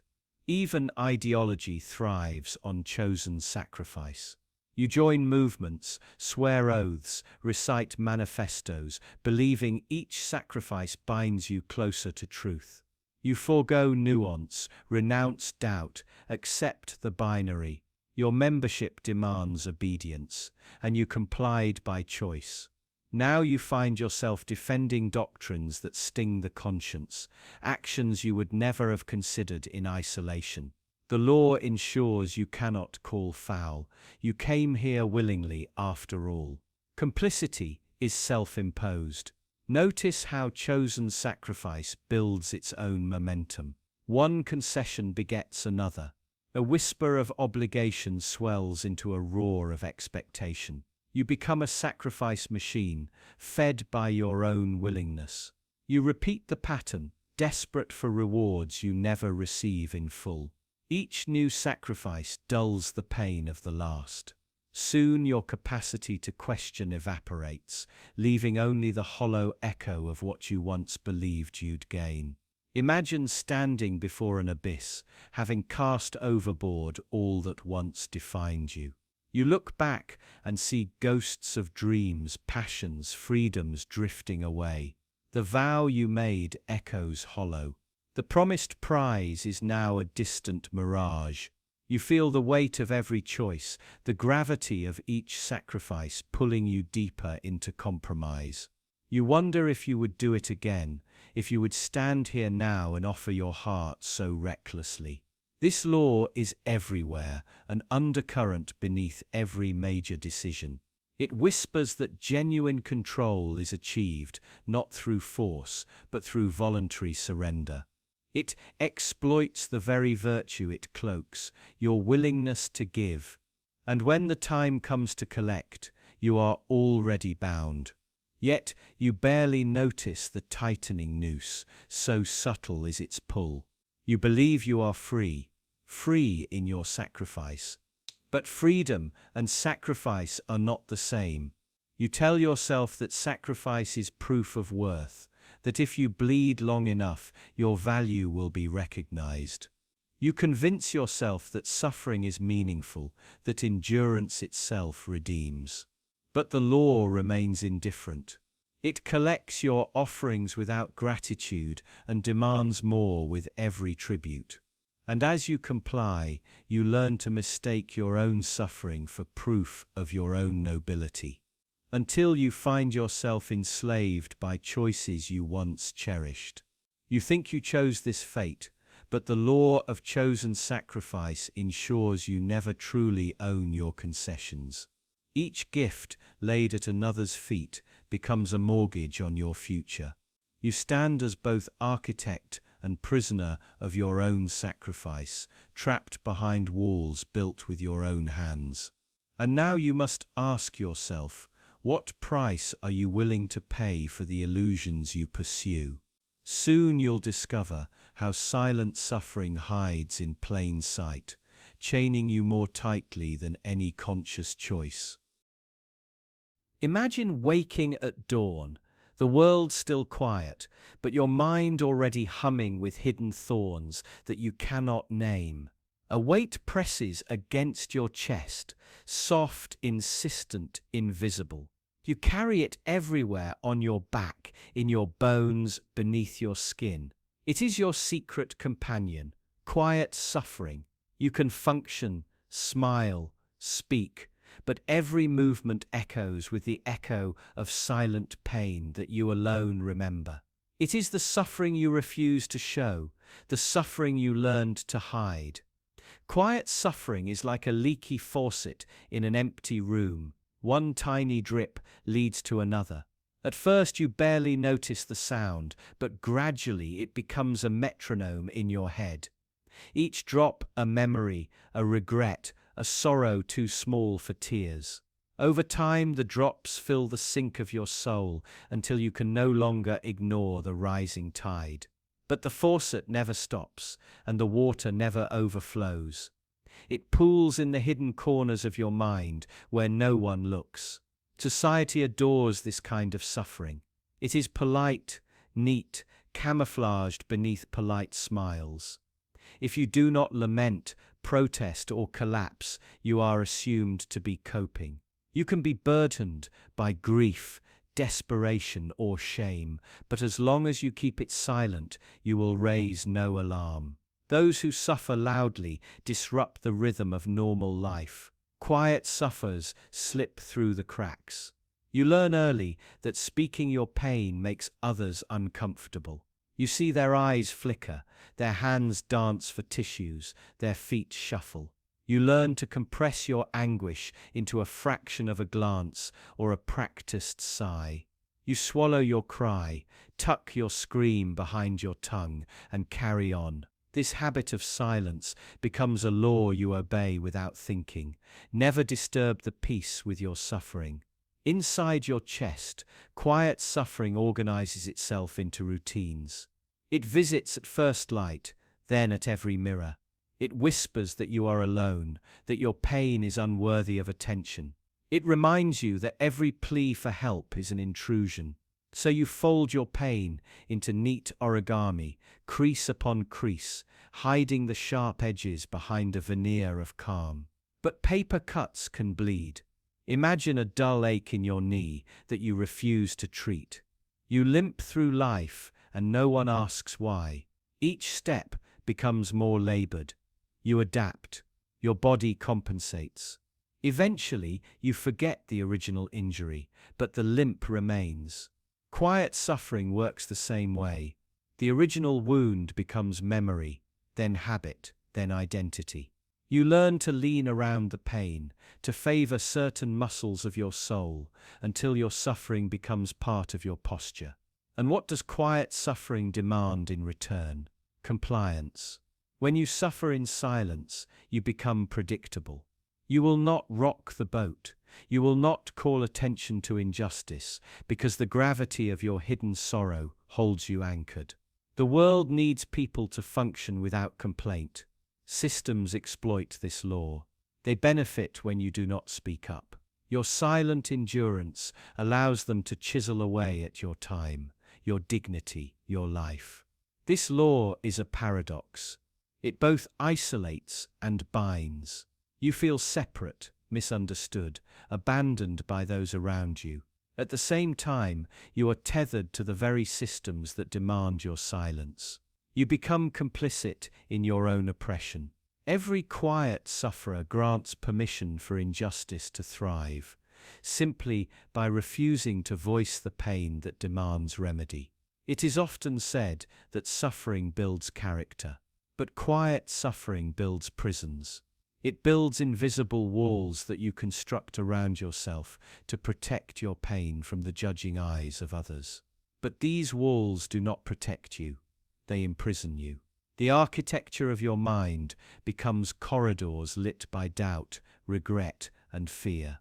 You wander those halls alone, searching for an exit that does not exist.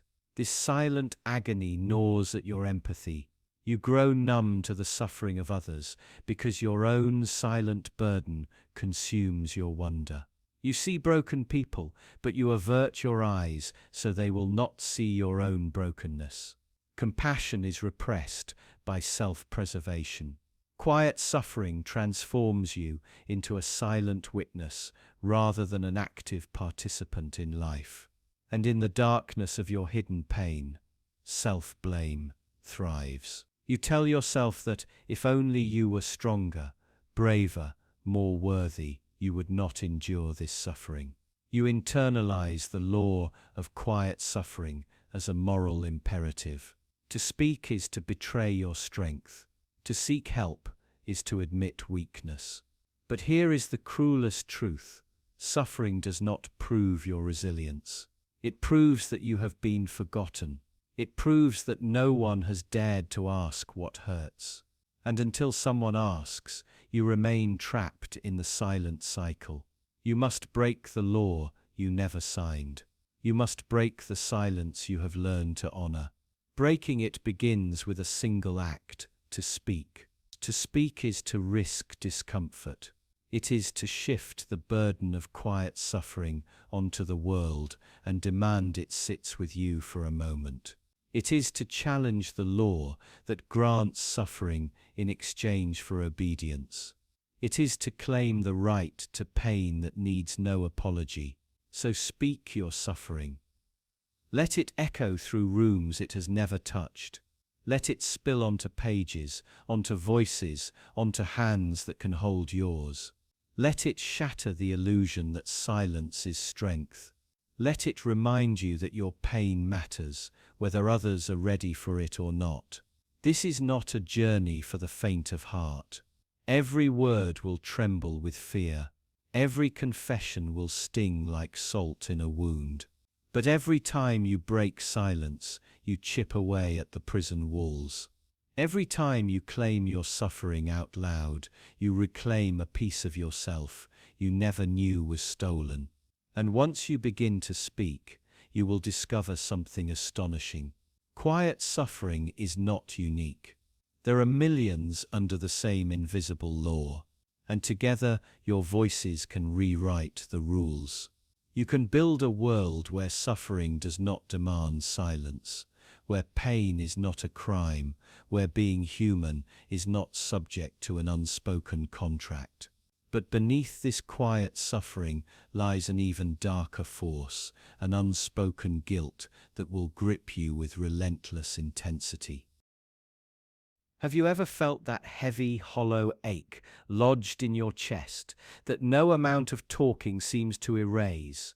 You carry that ache like a secret companion, whispering in the corners of your mind, reminding you of words unsaid, actions undone. It is the weight of unspoken guilt, a silent law that governs your every step. Unlike the guilt you confess, this kind festers quietly, bending your thoughts, sharpening your anxiety, twisting your intentions until you can barely recognize yourself. You know you should have spoken up, reached out, apologized, or walked away.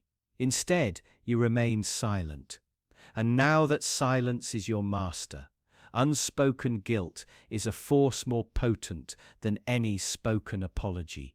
You cannot bargain with it, because there is no second chance to utter that missing confession.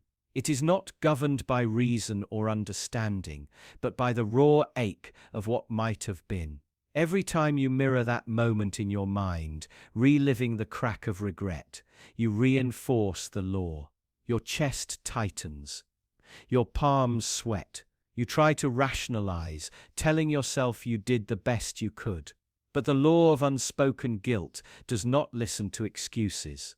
It thrives on your silence and feeds on your self-reproach. Imagine guilt as a glass of dark poison you sip in private. Over time, the poison seeps into every vessel of your life, color draining from creativity, energy leaching from joy, clarity clouded by constant second guesses. You might carry perfectionism as a shield, thinking that flawless execution will silence the guilt. But the shield becomes a cage as you chase an impossible standard, trying to outrun an accusation you can never speak. The harder you strive, the more you feel its invisible lash, the slimmer the margin for error, the tighter the grip of that silent judge inside you. This law of unspoken guilt extends far beyond your mind. In every relationship, in every encounter, the unvoiced apology lingers like a ghost. You notice yourself avoiding certain people, certain places, certain memories. You keep conversations superficial to hide the trembling vulnerability that waits just below the surface.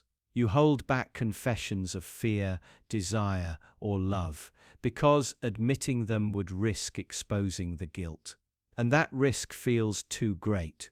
So you smile, you nod, you agree to half-truths, and you leave your heart locked behind an invisible door. If guilt is a silent judge, then shame is its magistrate. You hide your misstep, your failure, your shortcoming from the world while it rules you from within. Every time you censor a confession, you deepen the conviction. You believe that if no one else knows, you can pretend it never happened. But the secret spreads, infecting your dreams, coloring your flashes of joy with regret. You try to exercise it with achievements, distractions, or self-flagellation, but like a shadow it follows, always on the edge of your vision, reminding you of the price you paid for silence. Society exploits the law of unspoken guilt with subtle precision. Culture whispers demands you never question. Family traditions insist on loyalties you cannot break. Institutions threaten shame if you betray unspoken rules. You never signed a contract, but you imagine there is one written in invisible ink, binding you to actions you cannot recall agreeing to. Every time you step outside the script, you feel the pull of that hidden clause. Your rebellion feels wrong, selfish, ungenerous. So you return to the script, quietly acquiescing to demands you did not truly choose. The cruelest part is that you police yourself more fiercely than any external judge could. You memorize every slight, every misstep, every moment you betrayed your own standards. You replay conversations over and over, dissecting each syllable for hidden judgments. You apologize to yourself in whispers for mistakes no one else noticed. You tighten your own handcuffs. You cultivate your own prosecutor, judge, jury, and executioner, all within the chambers of your mind. And you pay the toll in sleepless nights, in creativity stifled, in courage withheld. Yet there is power in naming this law. When you shine a light on your unspoken guilt, you strip it of its invisibility. You realize that the law that bound you can be rewritten. You begin small, speaking half-truths, sharing doubts, admitting error to a trusted friend or to a page. Each confession fractures the silent law, loosening the chains that wrapped around your spirit. You discover that vulnerability is not weakness, but the first act of rebellion. And in those quiet rebellions, you reclaim voice, agency, and a path to healing that does not demand perfection. Over time, as you learn to speak your guilt into the light, you notice subtle shifts in your world. Walls built on silence begin to crumble. Relationships once strained by unspoken weight soften into spaces of genuine dialogue. Creativity that felt blocked surges again. That silent judge begins to fade, replaced by a compassionate witness who acknowledges regret and guides growth. The law of unspoken guilt remains a reminder, but no longer a prison. You may never fully escape the echoes of what you did not say, but you can transform their meaning. Rather than a chain, let your unspoken guilt become a bridge, an invitation to honesty, to connection, to the courage of imperfect confession. When you embrace the truth of your regret, you open space for empathy, understanding, and renewal. You shift from being ruled by a silent law to becoming its architect. And in that transformation, you discover that the most invisible laws of life can also be your greatest teachers. But what if the unspoken chains of guilt you carry are only a prelude to the darker law of unseen chains? Have you ever walked through a day, convinced you're free, unaware that every choice you make is guided by invisible forces? Picture yourself strolling down a city street, confident and assured, your gaze on the horizon. You don't notice the fine threads wrapped around your ankles, slipping up your legs, looping around your mind. These are the unseen chains that bind you, subtle constraints born from social norms, algorithms, biases, and beliefs you never asked for. You wake each morning and reach for your smartphone. At first touch, gentle vibrations tell you where to look, what to think, who to follow. A curated feed unfolds beneath your thumb, tailor-made to keep you scrolling, clicking, liking. With each swipe, you feel a spark of satisfaction, a sense of belonging, never realizing this pleasure is a link in a chain, pulling you farther along a path chosen by unseen architects. The algorithm learns your fears, your desires, your weaknesses, and then nudges you, precision guiding your thoughts and emotions in ways you cannot perceive. But these digital chains are only the beginning. Think about the expectations imposed by family, by friends, by society. You study a subject you never loved because it's expected. You take a job you secretly despise because security feels safer than risk. You play your role wisely, performing kindness and compliance, rarely questioning why you fear disappointment more than regret. Each nod of approval, each whispered compliment, strengthens the invisible cuffs around your spirit, keeping you tethered to paths you never chose. And then there are the chains within your own mind. Limiting beliefs you inherited, habits you formed in childhood, self-doubts whispered so softly you accepted them as truth. I'm not good enough. I don't deserve more. I can't change. These phrases echo in your head, unchallenged, until your every decision centers around avoiding pain rather than seeking possibility. You become a prisoner in a cell of your own making, with no bars to see, but an unbreakable will to stay inside. Consider the everyday chains of consumer culture. Advertisements beguile you with promises of fulfillment, whispering that the next purchase will bring happiness, that identity comes wrapped in branded packaging. You chase sales and deals, believing each new possession will fill the void, never noticing the debt that tightens its grip on your freedom. The more you buy, the more you borrow, until your wallet becomes a lock, and your desires become the key you must endlessly turn, keeping you spinning in place. Political and ideological chains rattle quietly around you too. You echo slogans you barely understand, you defend beliefs you barely examined, because belonging feels safer than isolation. When a new scandal breaks, your outrage springs to life, swift, fierce, absolute, guided, not by your own reason, but by narrative served up through screens and speakers. You march, you protest, you tweet, yet rarely stop to question if you carry the banner because you believe in the cause or because you fear being left out of the tribe. And in the stillness of night, when the world quiets, the chains tighten their grip. You replay conversations, choices, missteps, unspoken words left abandoned. Regret becomes your cellmate, and anxiety the guard, reminding you of every rule you broke, every fear you failed to face. Your heart pounds with unseen shackles, chains as real as steel, but invisible to casual glance. You lie in bed, convinced you are alone, yet you are bound in a complex web spun from every expectation, every fear, every unnoticed pull. But here's the cruel paradox: the chains you cannot see feel comforting. They offer structure, predictability, a reassuring sense of order in an uncertain world. You trade a fraction of your freedom for the promise of safety. You follow contracts you never signed because you believe there is no alternative. You accept these chains so willingly that breaking them feels unimaginable, a betrayal of everything you thought you were. Yet the power of these unseen chains lies in your ignorance. Awareness is the spark that can ignite change.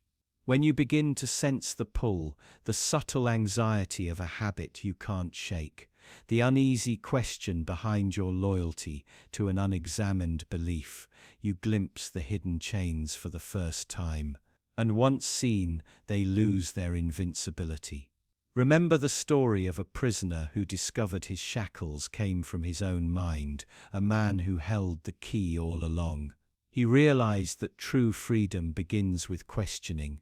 Why am I doing this? Whose voice is guiding me? What fear lies behind this choice? And then he tested his cell, a small act of defiance, a word spoken differently, a habit left behind. Each crack weakened the chain until, one day, he stepped out into the open air, blinking in the light of his own liberated mind. Breaking free isn't a single heroic leap. It's a series of whispered rebellions, tiny shifts in perspective that ripple outward, undermining the walls built around you. It means refusing one lie at a time, questioning one assumption after another until the entire structure trembles. It demands courage, persistence, and the willingness to walk uncertain paths. But every step taken consciously, every chain you identify and loosen, brings you closer to a life shaped by your choices rather than by unseen forces. So ask yourself, which chains run deepest through your life? Which silent compulsion drives your morning routine? Which hidden rule shapes your relationships? The first step toward liberation is simple. Notice the pull. Notice the hesitation. Notice the invisible weight. Because only when you feel the chain can you begin to choose its breaker. You may never completely vanish every chain. The world is woven from them. But each you dismantle reshapes your reality. Each you loosen expands the realm of possible.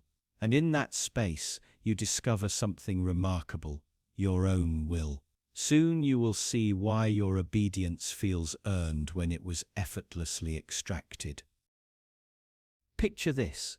You step into a brightly lit showroom, drawn in by the promise of something new. A friendly voice greets you, asking a simple question about your preferences. You nod, engage in casual chatter, And before you know it, you're handing over your personal details and signing up for a free trial. It felt entirely voluntary.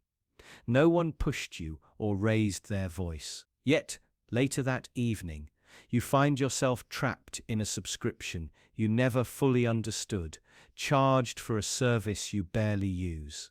That moment, that silent surrender of choice, is the law of unforced compliance in action.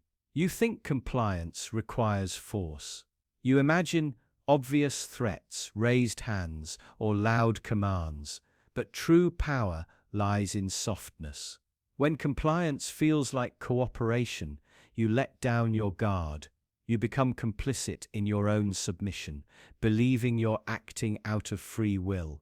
It's a trap so subtle that you won't even notice the chains slipping around your wrists until you're already bound. Consider the foot in the door effect. A neighbor asks to borrow a cup of sugar. You oblige. Weeks later, the same friendly face asks to water your plants while you're away, then to collect your mail, then to feed your cat. Each small favor feels innocuous, easy, neighborly. But by the time they suggest house sitting for a month, backing out feels rude. You've already committed, piece by piece, to something you never intended. Your consent was unforced. Your boundaries dissolved through kindness. You complied because you felt in control, even as control slipped away. Then there's reciprocation. A charity hands you a free keychain on the street. You didn't ask for it, but now you feel a quiet obligation.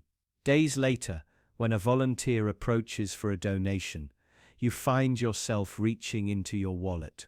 You rationalize it as fairness. After all, they gave you something. But that small gift was a calculated investment in your guilt, engineered to make you feel indebted. You comply, believing you're generous, not realizing you're being manipulated. Look around at any bustling scene, a crowd gathered outside a new restaurant, everyone waiting in line. You join because the line itself speaks volumes, social proof whispering, "This must be worth it." Even as you stand there shivering, you comfort yourself with the idea that you're making a rational choice. But rational choices aren't made by freezing in the cold, they're made by weighing options. You comply because you trust the crowd more than your own judgment. Authority is another silent enforcer. You see a badge, a title, a uniform. You assume expertise, wisdom, legitimacy. A man in a white coat tells you to sit in a chair, adjusts dials, and before you know it, you've signed consent forms you barely read. Your deference feels natural and respectful, not forced. You comply because you trust authority, even when it serves someone else's agenda. Scarcity tightens the screws. An advertisement flashes, limited time offer, or only a few left. Suddenly, you feel a pang of fear, the dread of missing out. You hurry to click buy, your pulse racing as you rush through checkout. That adrenaline surge masks self-caution. You comply because your brain equates scarcity with value, tricking you into believing the loss of opportunity is worse than the loss of money. These techniques don't act in isolation. They layer, accumulate, and reinforce each other until compliance becomes second nature. A neighbor's favor, a free gift, a crowded queue, a uniformed expert, a ticking clock, all of it blends into a symphony, orchestrated to bypass your critical mind. You're not being coerced in the traditional sense, you're being co-opted by psychological shortcuts designed to feel like normal life. This isn't limited to marketers or politicians, it's woven into everyday relationships. A partner who reminds you how much they've sacrificed, guilt-tripping you into agreement. A friend who drops constant hints, nudging you toward their preferences under the guise of concern. A parent who leverages affection to sway your decisions. Each scenario uses unforced compliance to erode your autonomy, leaving you doubting your own desires. And once you recognize it, that doubt becomes the most potent weapon. You start questioning your motives, uncertain whether you truly chose or were subtly guided. Your mind becomes a battlefield between the illusion of freedom and the reality of manipulation. Every decision feels haunted by the possibility that you weren't entirely yourself when you made it. Yet awareness is your only defense. You can learn to spot the gentle tug of compliance before it tightens. You can pause when favors multiply, refuse gifts that carry hidden costs, challenge lines that pressure you to conform, scrutinize authority instead of blindly trusting, and resist deadlines designed to rush your judgment. Each act of resistance creates friction, breaking the smooth path that leads to compliance. The law of unforced compliance teaches a disturbing truth. Freedom can be taken without force, stolen with sweetness and social grace. Real power doesn't shout. It whispers, it doesn't push, it invites, but your mind, once trained to crave ease, can outsmart even the subtlest coercion. And when you reclaim that space, you rediscover genuine choice, unmediated by hidden agendas. And as you learn to question why you comply, prepare to see how invisible borders steer your every move. Picture yourself standing at an invisible checkpoint, the kind you can't see but feel on your skin, like a faint electric pulse under your feet. You're walking freely until you sense an unspoken rule tightening around your ankles, pulling you back. You didn't notice when it was drawn, this border etched into the air by unseen hands, yet here it is, whispering that you cannot cross.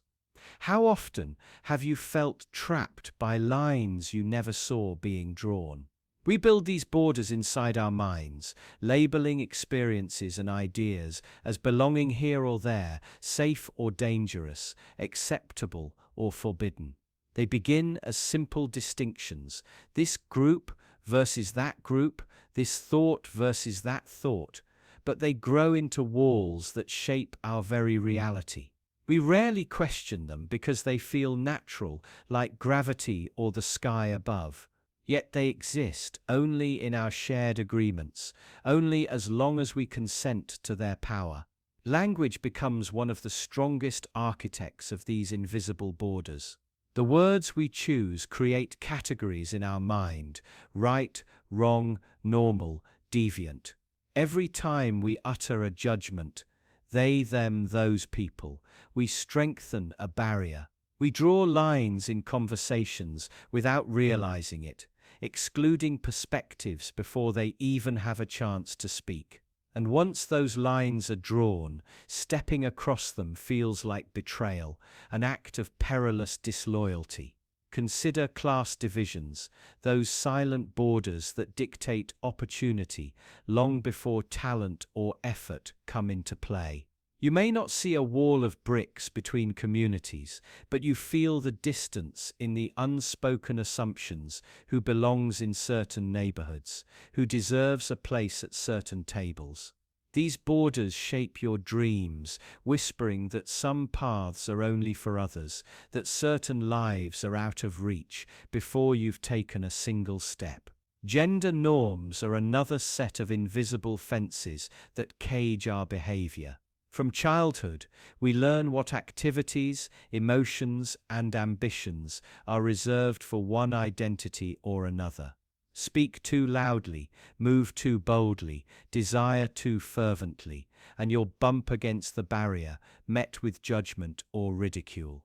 You build your life around these borders, tailoring yourself to avoid the sting of resistance, until you wonder if the cage itself is freedom.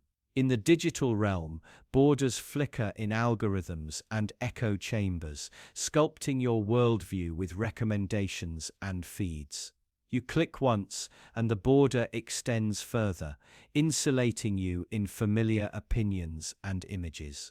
Every curated post reinforces the barrier, making other perspectives invisible, like ghost towns on a map you no longer have reason to explore. The more comfortable you become, the less reason to challenge the walls you cannot see. These invisible borders don't just confine your body or mind, they infiltrate your heart. You feel them when you stifle a thought out of fear of being judged. You notice them in the tightness of your chest when you consider stepping outside your comfort zone. They breed anxiety in the spaces where courage should live, and in that anxiety they find their greatest strength, for fear of crossing a line is often more binding than any physical barrier. Imagine a moment when you sensed one of these borders for the first time, an awkward silence after a comment, a shift in someone's eyes, a gentle rebuke disguised as a joke. In that instant, something inside you tightened. You traced the line, recognized its position, and learned to avoid stepping over. That moment shaped not just your actions, but your identity, until the border became part of who you believe yourself to be. But what if you decided to ignore it, to step forward even when discomfort flares, to test the limits of the line drawn in the air? The world on the other side looks both exhilarating and terrifying. The light is different. You see perspectives that challenge everything you thought you knew. The borders you once feared reveal themselves as fragile, illusions maintained by collective consent. Yet many never take that step.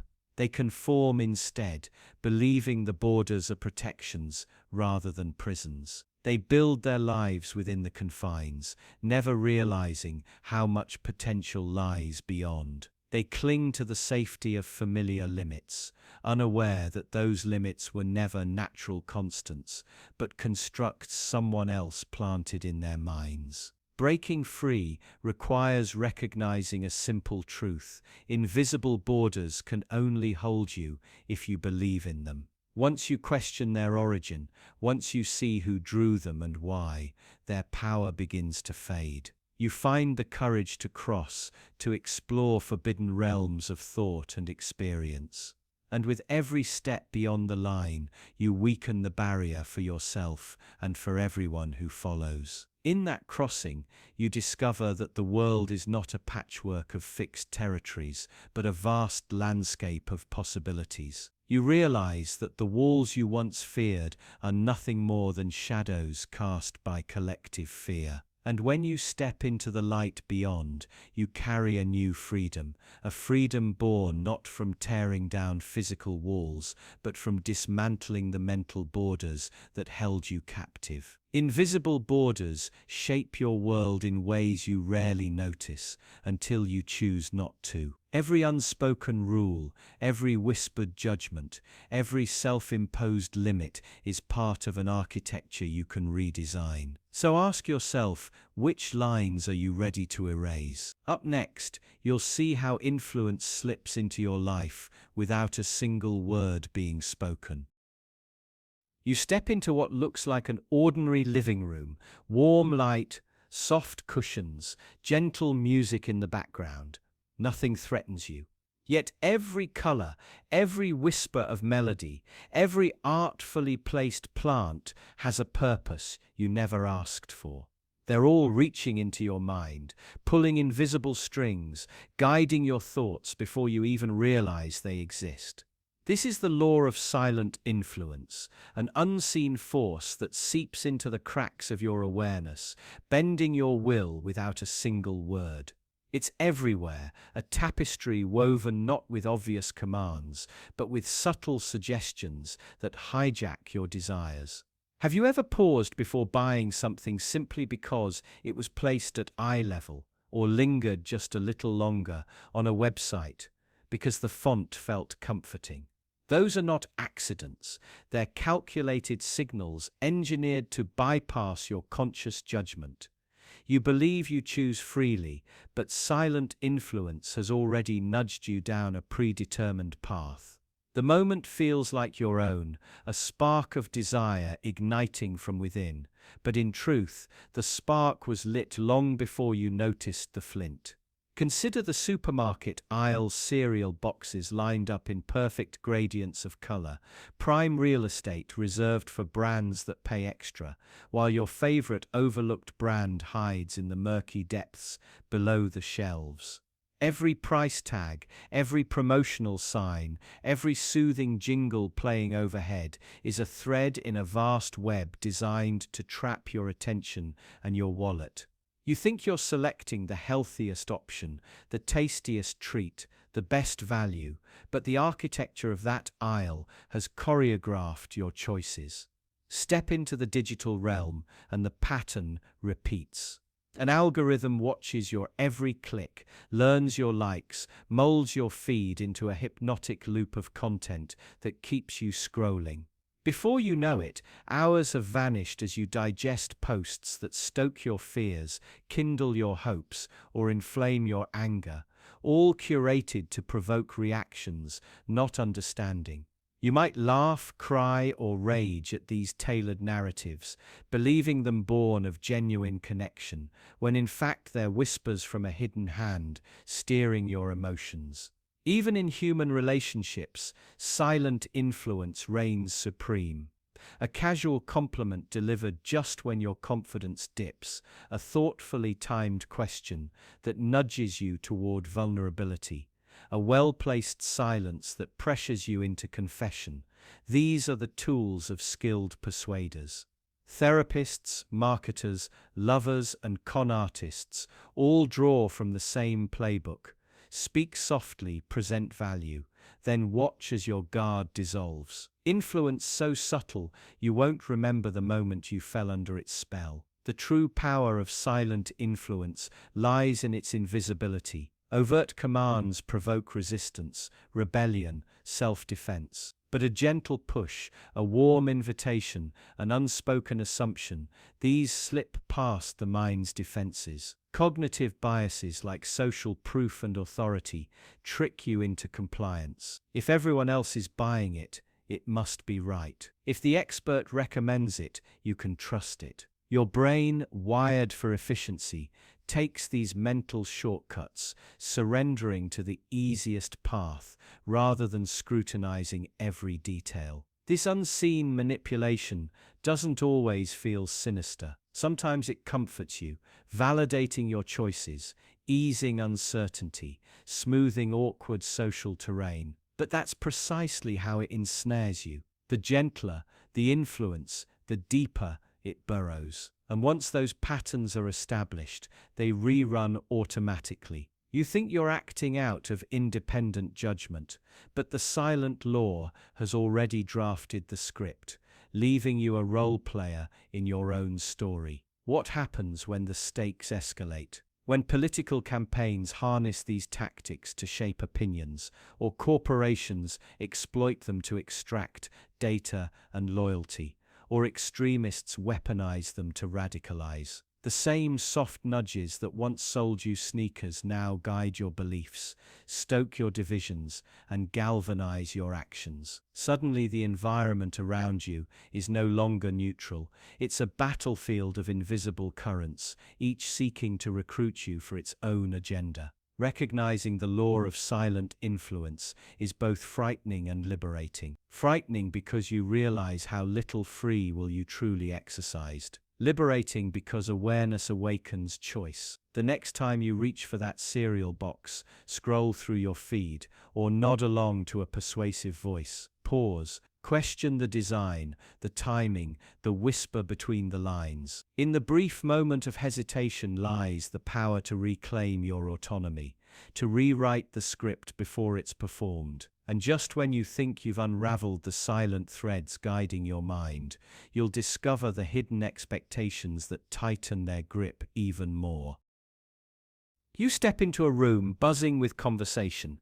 Every eye flicks past you, as if you're wearing an invisible name tag that reads "Perform perfectly." You laugh at the jokes, nod at comments, Order your drink in study, but beneath your gestures there's a secret code, an unspoken script dictating your every move. You sense it in the tilt of every head, the lift of every brow. The way people expect you to match their energy, mirror their mood, play your role so flawlessly that no one notices the tight coil of nerves beneath your skin.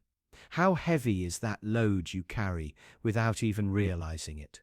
Hidden expectations are the silent forces shaping your life, rules that exist only in the shadows, yet guide your thoughts and actions more powerfully than any written law.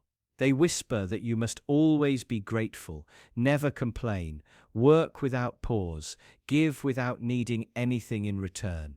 They demand perfection in your appearance, your career, your relationships. You don't see them, but they see you. They see every misstep, every hesitation, every moment you dare to step outside the invisible boundaries. And you learn to toe the line so precisely that you forget the boundaries ever existed. Think back to childhood. You remember the way a single look of disappointment could silence a room. A misplaced word could invite an avalanche of lectures about responsibility, pride, reputation. You learned to speak only in safe phrases and to hide your true desires behind carefully neutral smiles. You became an expert at reading the room, skirting uncomfortable topics, performing the role required to keep the peace. Those lessons never left you. They became internalized, forming a script in your mind that says you must always anticipate the needs and expectations of others before they even voice them. In your career, hidden expectations take on a new face. You learn that staying late is the unspoken badge of loyalty, that answering emails at midnight signals commitment, that taking on extra assignments without complaining proves you're indispensable. You don't realize you're dancing in someone else's choreography until exhaustion wraps itself around you like a heavy blanket. Even when you voice concerns, the expectation remains unspoken. Struggle in silence, never show weakness, never disrupt the flow. And you convince yourself it's normal because everybody else does it, even though deep down you know it's eating away at your sense of purpose. Relationships, too, are rife with hidden expectations. You expect your partner to read your mind, to intuit your needs before you articulate them. You strain to fulfill roles passed down through generations: the perfect parent, the supportive spouse, the dutiful friend. Saying that you need space feels almost obscene. Prioritizing your own desires registers as selfish. You carry the weight of everyone else's unspoken hopes, fears, and disappointments, as though they were carved into your own flesh. And you smile through it, believing that love is silent sacrifice, never realizing how much of yourself you lose in the process. Society itself feeds on these invisible demands. Gender norms dictate how you move, what you wear, the tone of your voice. Career milestones become magic numbers. Marriage by 30, children soon after, retirement plans in your 50s. Failure or deviation summons pity or judgment. You chase every milestone as if missing one would expose your inadequacy. But these milestones aren't milestones at all. They are checkpoints in someone else's blueprint for your life. And passing them makes you feel safe. Failing them makes you question your worth, even though the map never belonged to you. Psychologically, hidden expectations work through fear of rejection. Your brain craves social acceptance above almost anything else. It floods you with anxiety at the thought of disappointing others. Cognitive biases kick in.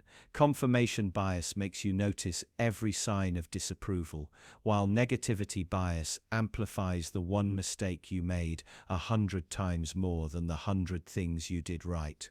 You become a devoted student of silence, reading the unspoken, anticipating the unexpressed, reshaping yourself to fit the expectations you've internalized even when they conflict with your deepest truths. The consequences run deeper than mere frustration. Anxiety becomes a constant companion, whispering in your ear that you're never quite enough. Burnout lurks around every corner, ready to claim you the moment you stop performing. Every stray thought of freedom feels like a betrayal. A friend who once exploded in tears finally collapses, exhausted from the weight of everyone's invisible demands. Their body trembles with release, mind spinning with the realization that freedom begins when you stop chasing expectations that were never spoken. Imagine if you could shine a light on every hidden expectation, watch them shrink under scrutiny. What would remain? The raw core of who you are, unfiltered, unjudged, unbound. You might tremble at first, as certainty dissolves and you face the blank canvas of your own life. But with each expectation exposed, you reclaim a fragment of your authenticity. You discover new rhythms for your choices, new languages for your desires, new maps for your journey. And you realize that the real power lies in naming the unspoken demands and choosing which ones to honor. Hidden expectations are the silent chains that keep you dancing to a tune you never chose.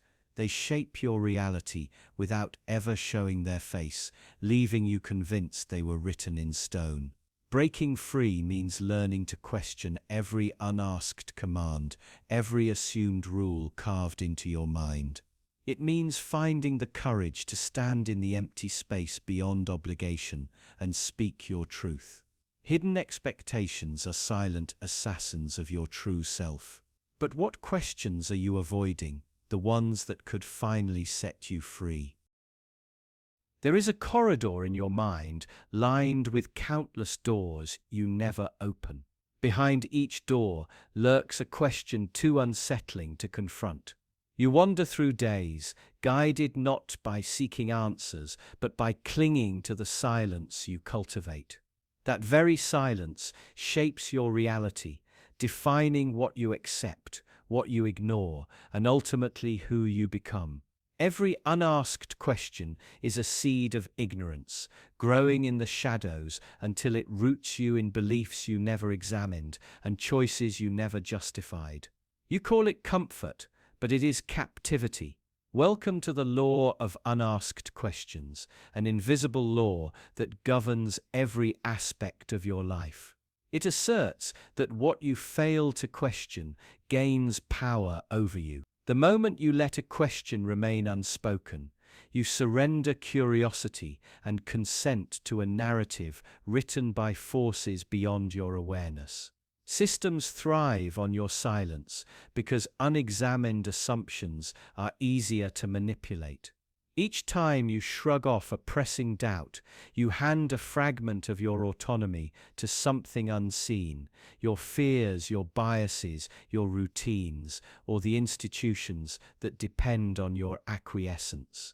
It's the reason you never challenge the rules at work, never question the adverts that shape your desires, and never ask the hard questions about your own motivations.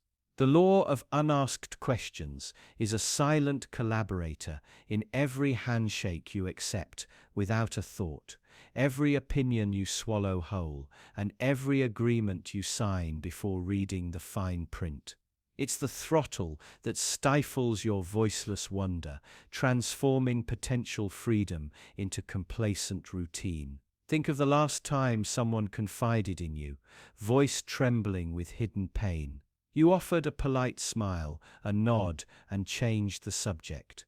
The question begging for the light of day, "Why are you hurting? What do you need?" remained buried. In that moment you protected yourself from discomfort, but you also abandoned them to their silence. Unasked questions generate distance. They build walls stronger than any confrontation. Every time you choose silence over inquiry, you leave a wound unhealed, an emotion unshared, and a connection unformed. Over time, these fractures widen until even your closest ally becomes a stranger. Then there's your workplace, a field of micro-demands and hidden agendas. You follow instructions without asking why the project exists or who benefits from its outcome. Maybe you wonder whose vision dictated every deadline or why shortcuts were styled as innovation, but you swallow the doubt. When a process feels pointless, you don't challenge it, because asking would expose gaps in your loyalty or competence. Every unasked question becomes a silent endorsement. You become both actor and audience in a play written by others, your curiosity sacrificed at the altar of efficiency. In that sacrifice, you lose the spark that could ignite innovation, and you trade understanding for a paycheck. Society itself relies on your quiet acceptance. You pay taxes without asking how each penny is spent. You swallow headlines without querying who crafts the narrative. You accept policies without demanding transparency. Maybe you never ask who funds the campaigns or why certain voices dominate the debates, trusting the poll over your suspicion. Meanwhile, corporations track your every click, your every purchase, and your every thought unchallenged, because you never ask what they're doing with your data. In your silence, power blooms. Invisible hands guide choices you believe are yours. Unasked questions are the tunnels through which control flows, unseen yet unrelenting.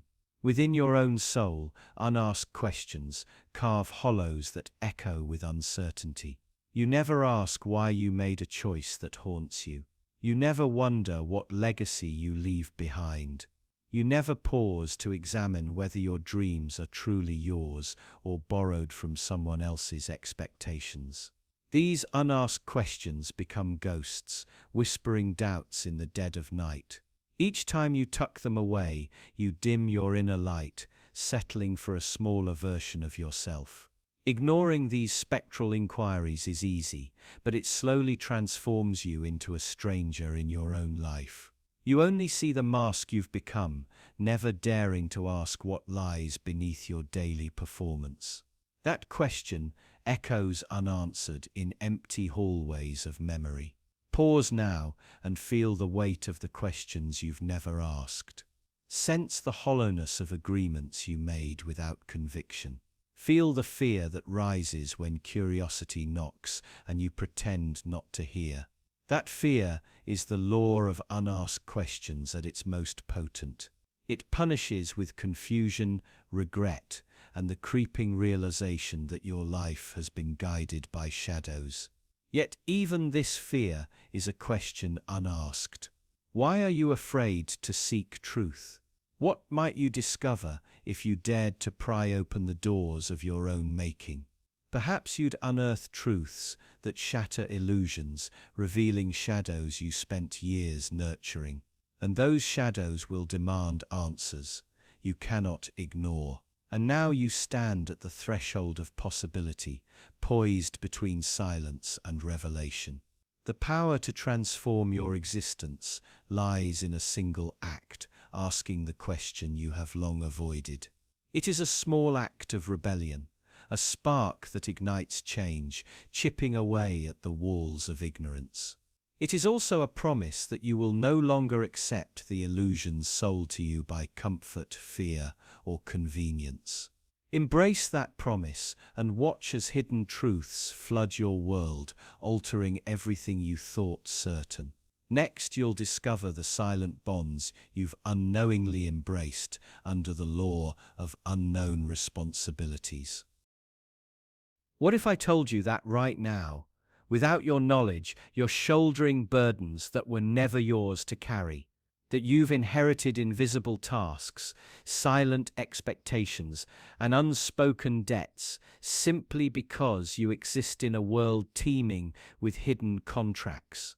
This is the unsettling reality of the law of unknown responsibilities. A law not written in any book or taught in any classroom, yet one that governs vast portions of your life without your consent. From the moment you were born, you were signed up for countless obligations, family obligations, cultural duties, societal roles. No one asked if you agreed to them. You didn't raise your hand or sign a document, but suddenly you were someone's child, someone's hope, someone's future caretaker. Expectations piled onto you before you even knew what expectations were. Think about how many quiet roles you play daily without ever questioning their origin. The reliable sibling, the diligent worker, the smiling friend who listens more than speaks. Each of these comes with hidden weight. It gets more disturbing because these responsibilities aren't just tasks, they're traps. They're how the world keeps you compliant, invested, predictable. You pay bills not just to keep the lights on, but because an unseen rule says failing to do so is failing at life. You strive for respect, promotions, admiration, without ever asking who decided those were your responsibilities to chase. Every time you feel guilty for resting, anxious over productivity, or ashamed of saying no, you're grappling with responsibilities that were quietly woven into you by forces far beyond your individual will. It's subtle. Think of how society shapes your very conscience. You're taught to feel bad for prioritizing yourself over the collective, even when the collective has no concern for your well-being. You're conditioned to shoulder emotional labor, managing other people's feelings, smoothing conflicts, maintaining harmony. No one told you outright this was your job. But when did you ever truly have the choice not to do it? This law works best, precisely because it's invisible. If someone declared outright, "Here is your list of lifelong responsibilities, agree or face judgment," you'd rebel. You'd question it, tear it up. But when these demands slip quietly into your subconscious, you uphold them without protest. You believe it's simply what a good person does, what an adult does, what love, friendship, community requires, and it goes deeper still.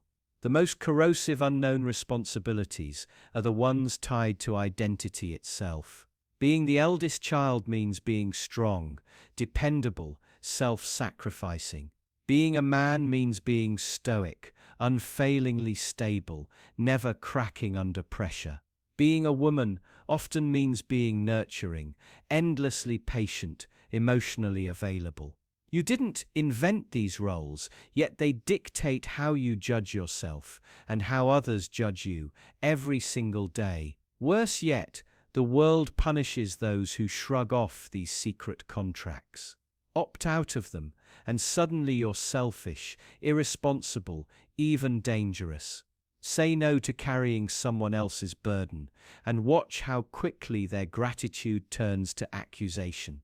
This is how the law of unknown responsibilities ensures your compliance, not through explicit force, but through social pressure, guilt, and shame. But what if you began to question it? What if you looked at each invisible task and asked, "Did I agree to this? Do I truly want this? Does this responsibility nourish me, or does it drain the life from me?"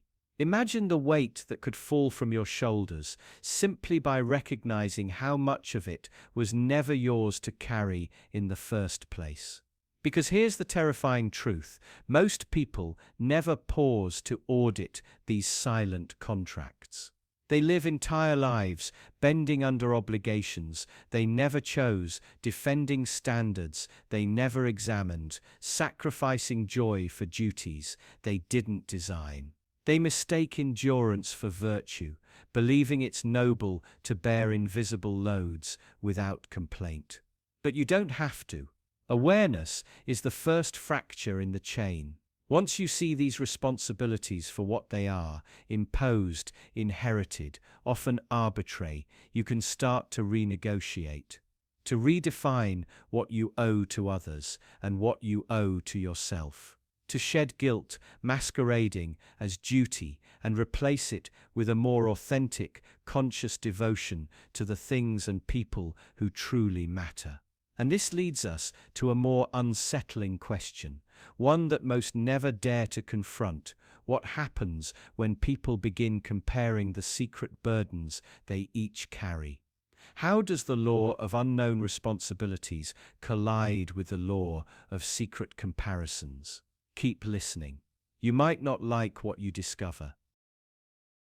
Have you ever noticed how effortlessly your mind measures itself against others without ever making it obvious to you? It's a silent reflex, a quiet calculus that tallies up your worth in secret. You look at someone's life, their achievements, their failures, the way they smile, or how they carry pain, and somewhere deep inside, your brain files it all away under one private conclusion: better or worse, higher or lower, winning or losing. This is the law of secret comparisons, an invisible rule that governs so much of how you feel about who you are. And here's the strangest part. Most of this happens far below your conscious awareness. You could be scrolling through photos on your phone or watching strangers laugh together at a cafe, and without realizing it, your mind is quietly setting benchmarks. It's deciding if your happiness is enough, your body is enough, your success is enough, by silently holding it up against someone else's. No announcements, no warnings, just a stealthy adjustment of your self-worth. This rule is ancient. It's baked into you by evolution. Long ago, knowing your place in the tribe meant survival. Measuring yourself against others was a way to secure belonging, to avoid exile, to find safety in numbers. But what once kept you alive now mostly just keeps you anxious. Because today, the tribe is the entire planet. Social media alone shoves countless lives in your face, perfect snapshots that whisper, "Look how far behind you are." And your secret comparisons lap it up, compiling a devastating dossier on how insufficient you seem. Consider how this shapes your days. You might wake up feeling fine, neutral, even grateful. But then, a glimpse of someone else's bigger house, smoother skin, or brighter relationship invades your feed, and instantly your quiet contentment evaporates. You don't consciously decide to feel lesser, it just happens. The law of secret comparisons enforces itself ruthlessly without your permission. Even more unsettling is how these hidden comparisons create entire storylines in your mind. You see the neighbor with the new car and build an entire fiction about their life. They must be more competent, luckier, happier. Meanwhile, you quietly diminish your own story. You start acting out roles in this private drama: jealousy, inadequacy, maybe even resentment, none of which were yours until that silent comparison rewrote the script. This law doesn't only work against you. Sometimes it flatters you at others' expense. You see someone struggling and tell yourself, "At least I'm not them." It's a temporary ego boost that feels shameful even as it soothes, because you know deep down it's fragile. Your relief is only ever one comparison away from collapse. What's even darker is how these secret comparisons breed quiet sabotage. You might avoid chasing a dream because someone else is already doing it better. You might settle in relationships or jobs because comparing possibilities is more terrifying than sticking with the familiar. Or you might push yourself into debt, overwork, or unhealthy habits just to keep up with the illusion of where you think you should be. All this driven by an internal scoreboard you didn't even consent to keep. And yet, how often do you catch yourself in the act? Rarely. Because the law of secret comparisons is most effective when it remains hidden. If it stepped into the light, if you truly saw how arbitrary and slippery these measurements are, it would lose its grip.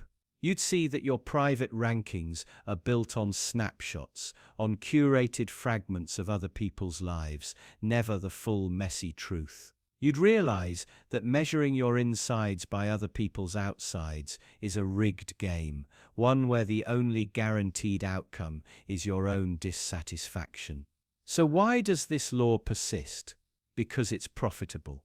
Entire industries depend on you comparing yourself unfavorably.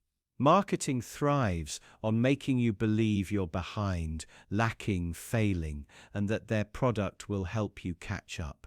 Social platforms design algorithms specifically to feed you highlight reels that inflame this cycle. Even politics uses secret comparisons, pushing narratives about who's winning or losing in society to shape your fears and your loyalties. But knowing this, truly seeing it, is your first act of quiet rebellion. It doesn't instantly stop the comparisons, your mind's been conditioned for too long, but it lets you notice the moment your thoughts slip into that private contest.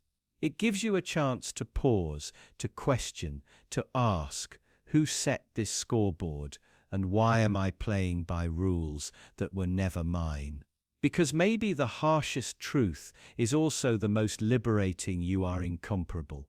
Your life is a singular experiment, never repeatable, never truly parallel to anyone else's. The law of secret comparisons wants you blind to this. It wants you obedient to invisible ranks and silent insecurities. But you don't have to be. And just imagine, what would your mind feel like without constantly measuring itself against someone else's shadow? What would your days look like if the law of secret comparisons lost its power over you? But that, disturbingly, leads us right into the next hidden snare, the law of unseen votes, where the people around you shape your reality far more than you ever consciously agreed to let them. Have you ever found yourself scrolling through endless options, only to tap on something you never intended to choose? You tell yourself it's your taste, your mood, your whim. But before you even realized you were hungry for it, unseen votes were cast on your behalf. Tiny clicks, hidden data points, secret nods that conspired to push that choice into your path. You think you decided, but the decision was already made in a silent chamber beyond your vision. In the world of algorithms, every click is a vote, and every vote is catalogued. Recommendation engines watch what you linger on, what you skip, what makes you pause. Each micro decision is logged, weighted, and compared against billions of others. Then, in a matter of milliseconds, you're presented with a curated menu, tailored to those invisible tallies. You believe you're discovering something new, but you're simply consuming what the hidden electorate has already approved. Outside the digital realm, social micro-endorsements function the same way. A brief nod from a colleague in the hallway, a half smile from a stranger on the street, a glance of approval over your shoulder. You barely notice these gestures, yet they tally up, stacking like secret ballots that influence your posture, your confidence, your choices. You walk taller or shrink back, all because hundreds of silent observers have cast their votes in gestures you never consciously counted. Deep within your own mind, cognitive biases are the most insidious voters of all. Your brain casts ballots for beliefs it finds safe and familiar. Confirmation bias votes again and again for ideas that echo your existing worldview, drowning out any dissenting voice. Availability bias tallies up the most recent or vivid memories, convincing you they're the most common truths. You feel intellectually secure, unaware that your mind's hidden jury has already voted to silence any argument that might unsettle you. Then there are the institutional ballots you never see: credit scores, risk assessments, bureaucratic algorithms. Your life is filtered through metrics you never signed off on. The number on a report determines whether you rent that apartment or get approved for that loan. A score on a digital ledger decides if you're a worthy job candidate or an unseen applicant. You might think your qualifications and interviews mattered most, but ultimately you're judged by silent acronyms and unseen thresholds. In the financial markets, invisible votes happen at blinding speed. High-frequency trades, dark pools, and automated decision-makers cast millions of unseen ballots that shape the fate of companies and the security of your retirement. You invest, you save, you plan, believing in your control over your future. Yet hidden algorithms decide when to buy and when to sell, and your nest egg dances to the silent rhythm of their collective choices. At work, your performance review is another unseen election. Key performance indicators become secret ballots. Sales targets met, productivity metrics hit, customer satisfaction scores tallied. You live by these numbers, chasing them relentlessly, as though they were your own. But these votes aren't about your passion or your values, they're about efficiency and output. Your worth is silently quantified, and you shape your entire professional life around impressing an unseen jury of metrics. Social media throws the entire population into a vast, whispering assembly. Likes, shares, and retweets aren't just acknowledgements, they're ballots in a never-ending referendum on what matters. You post your thoughts, your photos, your triumphs, hoping to earn approval. Each interaction feels personal, validating. Yet you're simply one among billions of voters in a digital plebiscite you'll never see. And when the consensus shifts, your worldview shifts too, as though guided by an invisible hand. Cultural norms cast their votes with equal stealth. Morality, etiquette, taste, all are decided by silent agreements that evolve in the background. You dress to fit, speak in approved tones, laugh at the sanctioned jokes, deviate, and you risk social exile. You might believe you choose your own moral code, but in truth you're abiding by centuries of unseen judgments. Every gesture weighed against traditions you never fully studied. Over time, these invisible votes accumulate within you. You internalize them as self-worth, acceptance, or fear of rejection. You chase approval in ways you barely notice, seeking validation from friends, employers, strangers. Each little triumph and collapse in your confidence is another tally in the secret ledger of social judgment. Realizing the law of unseen votes is unsettling because it dismantles the comforting illusion of autonomy. You are not just cast iron wills steering through life, you're a network of inputs, an aggregate of external choices you never authorized. Your sense of self, your cravings, your convictions, they're all shaped by silent voters whose identities remain forever concealed. Yet awareness of this hidden electorate is the first step toward reclaiming your agency. Once you know how unseen votes operate, you can begin to question them. You can seek out uncurated experiences, deliberate discomfort, genuine conversation. You can choose to cast your own votes consciously, rather than be guided by an invisible throng. Understanding the law of unseen votes is not an invitation to paranoia, it's a call to mindfulness. To recognize when your desires are someone else's consensus. To reclaim the act of deciding for yourself. Because in a world governed by hidden ballots, true freedom lies in shining a light on the invisible and casting your own vote without fear. But what drives the formation of hierarchies that remain unspoken, yet govern every level of your life? Imagine stepping into a grand banquet hall filled with polished surfaces and hushed voices.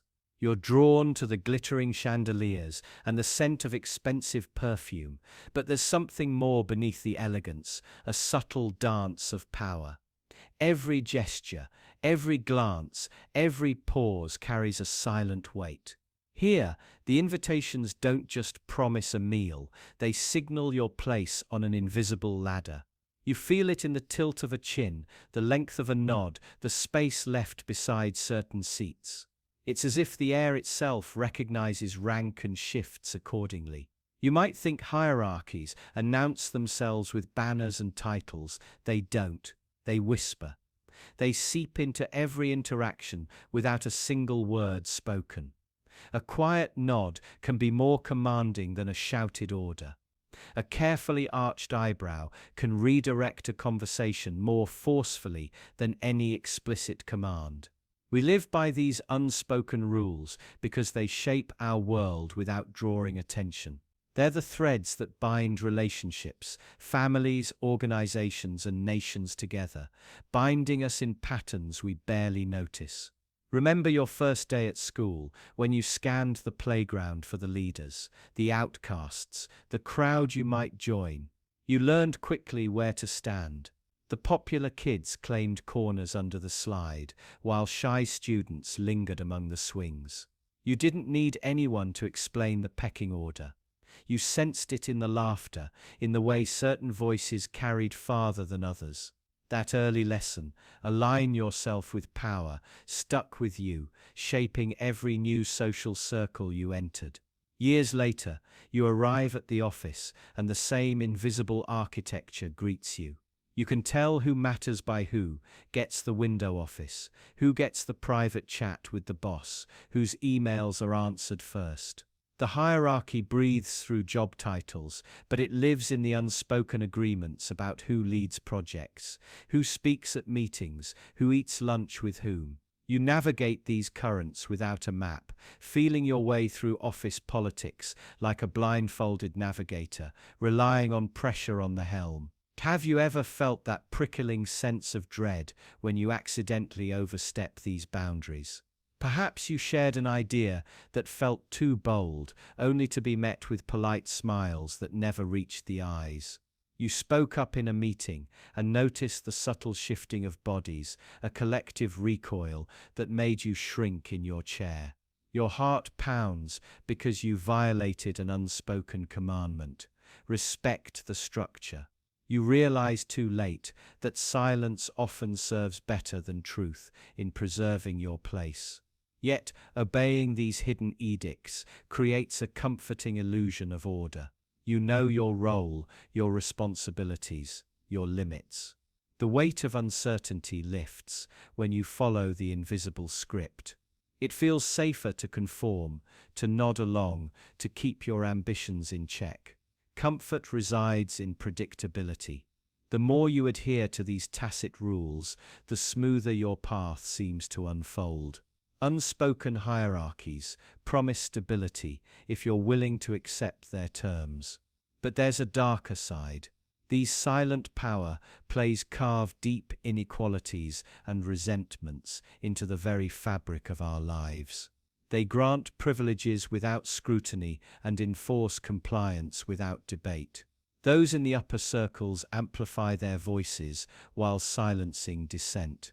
The lower ranks learn to measure every word and gesture, always calculating whether to speak, whether to act, whether to risk drawing attention.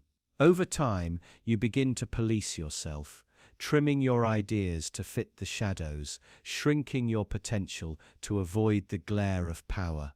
History is littered with upheavals triggered by unspoken hierarchies. Revolutions begin when people recognize that the air itself is poisoned by invisible rules favoring the few. One spark of defiance, an offhand remark, a silent protest, a refusal to bow can ignite an eruption that topples empires. Yet most of us never get that far. We stay locked in patterns of quiet obedience, believing that change must come from loud declarations and bold revolts, never realizing that the smallest breach in silent consent can tremble through the whole structure. Understanding these hidden dynamics gives you a choice.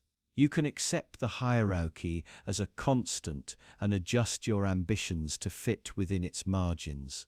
Or you can challenge the system by refusing to memorize its invisible codes. You can speak your truth in that meeting.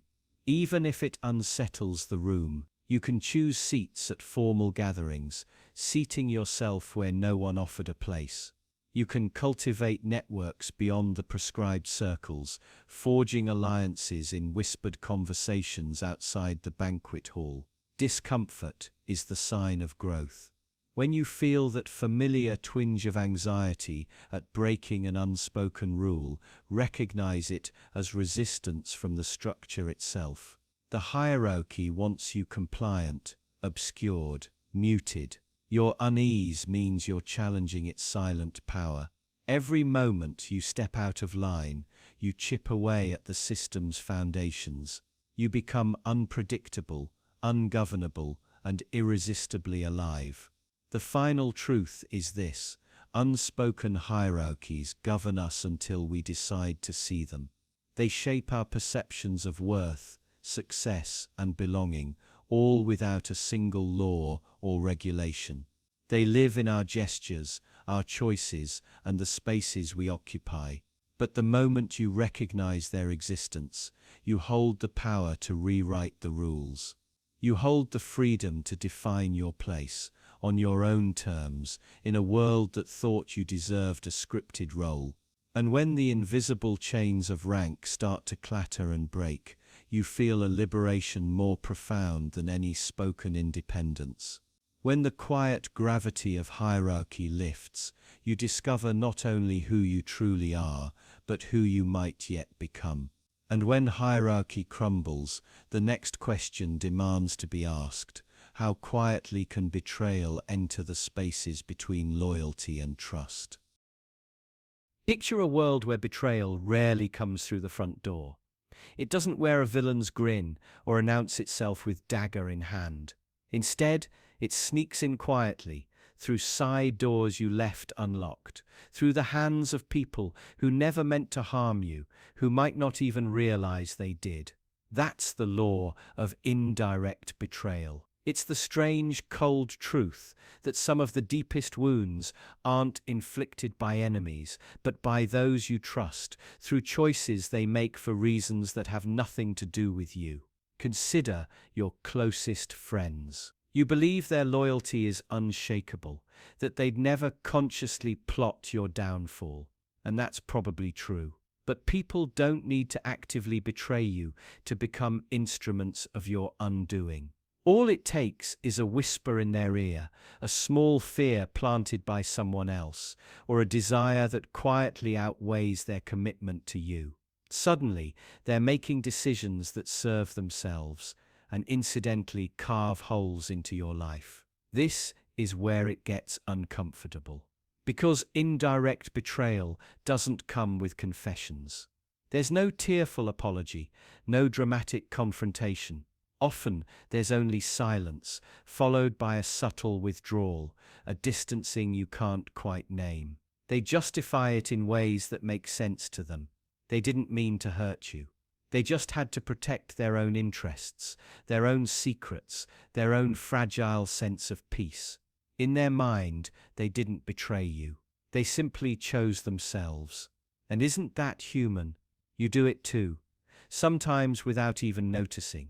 You break small confidences to avoid awkward truths. You support decisions that quietly harm people you care about, because opposing them would cost you something: approval, opportunity, comfort. You rationalize, you tell yourself it's minor, that you had no choice. Meanwhile, someone else feels the cold sting of being second priority. Indirect betrayal also flourishes in the subtle pressures of power. Imagine a company under scrutiny for corruption. A low-level employee doesn't speak up, not because they're malicious, but because they fear losing their job. Their silence indirectly betrays countless people harmed by that corruption. Or picture a friend who knows your partner is cheating, but stays quiet, rationalizing that it's not their place. They didn't lie outright. They simply withheld, prioritizing their own discomfort over your right to truth. What makes indirect betrayal so piercing is that it reveals a chilling hierarchy of loyalty, one where you simply didn't rank high enough. It forces you to confront that trust isn't always about shared values or love. Sometimes it's conditional, fragile, easily toppled by fear or self-interest. And that realization cuts deeper than any overt treachery. Because it doesn't just question your relationship, It questions your worth in someone else's private calculus. But there's an even darker layer. Sometimes the betrayer truly believes they're doing the right thing. They convince themselves their indirect harm serves a greater good or spares you from a harsher pain. They'll sleep well at night, consoled by noble intentions, while you lie awake dissecting every fracture of their loyalty. In this way, indirect betrayal often masquerades as kindness or prudence, betraying not only your trust, but also your ability to cleanly resent them. Because how do you rage against someone who never saw themselves as your betrayer? And maybe that's the most insidious part. Indirect betrayal allows both parties to keep living comfortably with illusions intact. The betrayer tells themselves they had no choice, that they acted reasonably. You tell yourself it wasn't really betrayal, just unfortunate circumstances, just life being messy. Both of you avoid the full, ugly confrontation of what truly happened. And so, the damage festers quietly, unresolved, tucked beneath layers of fragile civility. The law of indirect betrayal isn't some rare anomaly. It's a hidden constant in human relationships. It teaches that betrayal isn't always deliberate. It's often a byproduct of people managing their own fears, desires, and insecurities at your expense. And it forces you to reckon with an unsettling truth that sometimes being harmed by those you trust isn't about their malice. It's about your misplaced confidence in their priorities. So watch closely, not just for lies or schemes, but for the quiet choices that reveal where you truly stand in someone's hierarchy of needs. Because indirect betrayal rarely shouts, it whispers. And by the time you hear it, the damage is already done. Which makes you wonder, if betrayal can wear such a gentle face, how many quiet deceptions are already unfolding around you right now? Picture yourself in a quiet room with someone you trust completely. Maybe it's a friend, a partner, a mentor. Their voice is calm, their eyes gentle. They tell you exactly what you want to hear. Soft assurances that your choices are wise, your flaws insignificant, your future bright and secure. It feels soothing, almost medicinal. You sigh, shoulders relax, doubts melt away. But pause for a moment. What if they weren't telling you the whole truth? What if their soothing words were carefully chosen not to protect you, but to quietly shape you? This is the law of quiet deception. The most effective lies are never screamed, they're whispered, they arrive wrapped in comfort, offered with warmth, slipping past your defenses because they feel so safe. You don't brace against them, you lean in closer, and in doing so, you open the door to subtle manipulation that's almost impossible to notice. Think about how often people deceive you, not out of cruelty, but convenience. A partner assures you everything is fine when their heart has already wandered. A boss praises your loyalty while quietly pocketing the benefits of your overwork. A friend nods supportively at your dreams without ever believing in them. These aren't the sharp, obvious betrayals that stab you in the chest. They're the quiet ones that drip into your life, drop by drop, until you're drenched in falsehoods without realizing it. Worse still, consider how you deceive yourself. You tell yourself you're happy in your job because the alternative, admitting you're wasting years, is too painful. You convince yourself that a relationship is solid because the idea of starting over terrifies you more than staying stuck. You rationalize unhealthy habits, brush aside warning signs, and build delicate stories to protect fragile self-images. These deceptions aren't loud, they're soft, almost tender, whispered into your mind by a voice that sounds suspiciously like your own. Quiet deception thrives precisely because it doesn't trigger alarms. It doesn't feel like a knife, it feels like a blanket. And that makes it far more dangerous. You see, overt lies spark confrontation. They invite scrutiny. But quiet lies slip under the radar. You want to believe them. You crave the comfort they provide. So you don't question them. Not really. You nod along, you smile, and you tuck them close to your heart. This dynamic isn't accidental. Entire systems rely on quiet deception to keep you compliant. Advertisements don't tell you outright lies. They paint just enough of a pleasant illusion for your mind to fill in the gaps. Politicians carefully massage their messages, offering hope and certainty where none truly exists. Social norms teach you to suppress uncomfortable truths for the sake of politeness, to keep your head down, to avoid rocking the boat. All these forces count on your willingness to be quietly deceived. And why do you accept it? Because truth is abrasive. It scrapes away illusions you've lived with for so long. They feel like part of you. It demands action. Quit the job. Leave the relationship. Challenge the system. Change your entire life. That's exhausting, terrifying, destabilizing. So you allow the lie to stand, grateful for its protection, even as it steals your clarity and agency. But what's the real cost of these gentle deceits? It's subtle at first. A faint unease you can't quite name.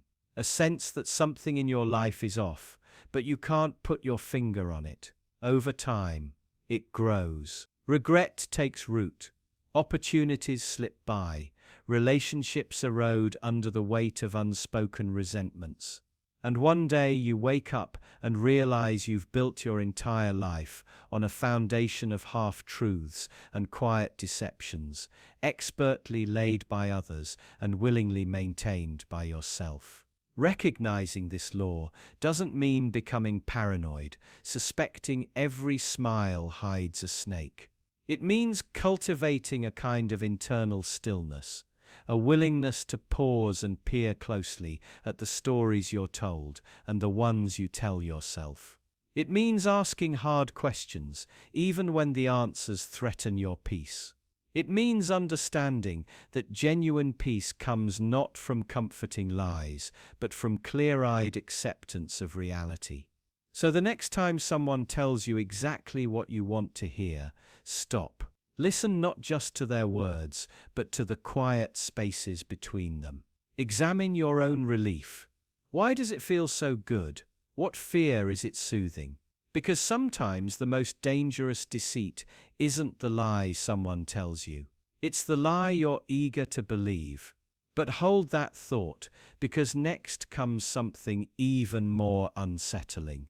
How the law of inequitable trade shows your value isn't determined by fairness, but by how much someone else can quietly profit from your loss.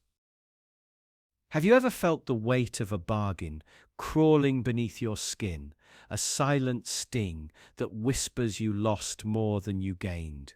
Picture a hidden marketplace where every promise glistens in the lamplight and every price tag bears a truth too painful to see. You step forward, drawn by the comfort of certainty, by the lure of safety, prestige, or even love. The deal is simple. You hand over something precious, they hand you something promised. But as you walk away, a chill in your bones tells you the cost was never in the coin you offered. And by the time clarity arrives, it is too late to reclaim what you surrendered. In life, every transaction feels fair until you realize the hidden interest carving away at your essence. You trade your time for a paycheck, believing hours equal dollars, only to find your spirit fading in fluorescent-lit offices. You trade your voice for approval, nodding when you yearn to shout, drowning honesty beneath polite smiles. You trade your memories for comfort, numbing yourself with endless scrolls and gentle distractions. Each exchange feels equitable until the ledger in your mind reveals the truth. The balance is always negative, and the supply of what you have given away runs deeper than any gain. This silent rule is the law of inequitable trade. Every deal in life skews in favor of the party who demands more. The stronger side sets the scales, hides the margins, and captures the lion's share. You think you are negotiating on equal ground, but the deck is stacked, lubricated by power, privilege, or simple manipulation. The merchant smiles not because of instant profit, but because they have already calculated your hidden losses. You walk away clutching your shiny new prize, unaware you have paid in ways that compound and echo long after the applause fades. It is a silent rule, woven through every handshake and every signature, unseen until it is too late. But consider what you truly trade. It is never just time or money. You trade trust, your openness and belief in fairness, like fragile currency handed over without receipt. You trade potential, the budding dreams that bloom in your mind before the world prunes them back to manageable size. You trade autonomy, yielding decisions to those who claim to know better than your own intuition. And worst of all, you trade the illusion of justice itself, bowing to twisted rules and accepting outcomes that echo with injustice. How many times have you agreed to a deal, convinced it was fair, only to discover too late that the debt you owe is far greater than you can ever repay? Imagine a carnival game where the ring hangs just beyond your grasp, or a slot machine that pays out just enough to keep you feeding coins. That is life under this law. The house always wins, not by a slim margin, but by an invisible commission you never noticed. You are the hopeful player, convinced that the next throw, the next pull will change everything. But the architecture is designed to bleed you dry, rewarding you with tiny tokens of hope, while siphoning away your confidence, your resources, and eventually your very sense of self-worth. You feel it in your bones when you realize you have become dependent on hollow victories. Each small triumph feels like salvation, yet tastes of ash. Doubt wraps around your decisions. You start to question whether you ever truly chose or were simply lured into another rigged exchange. Anxiety coils in every handshake. You see these trades everywhere, in relationships where power dynamics bloom, in workplaces where ambition conceals exploitation, even in acts of kindness that bind you to unreciprocated debts. Every exchange leaves you raw, exposed, and tethered to a ledger you did not authorize. Consider the story of a young artist who was offered an exhibition at a prestigious gallery. The promise shone bright: prestige, exposure, validation. She signed the contract, unaware that the gallery would claim half of any profit, control every detail, and cancel the show at its whim. Her pieces hung for a week, then vanished without warning. She received a modest check that barely covered framing costs. The gallery celebrated the show's success on social media. She was left clutching unpaid invoices and bruised confidence. Her ambition had been the price of their profit, and her story became another lesson etched into the ledger of the forgotten. Her tale buried under the applause of success that never was. And it is not just individuals playing this lethal game. Entire systems thrive on the same principle. Corporations craft contracts that read like poetry but conceal poisonous clauses. Governments write policies that promise prosperity, yet saddle citizens with hidden fees and invisible debts. You are told your freedom lies in participation: register to vote, pay taxes for public services, subscribe to mandatory programs. But every signature binds you tighter into a framework that benefits only the architects. Your compliance becomes consent. Your participation becomes a contract you never fully read, signed under the weight of necessity and the desperate hope that this time, maybe, something will finally go your way. Awareness is your only defense. Once you see the pattern, you can begin to spot the fine print, to question the silence in every handshake.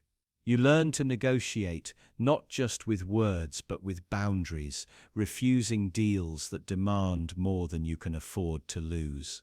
You start to measure value differently, not by the glitter of promises, but by the shadow they cast long after the exchange.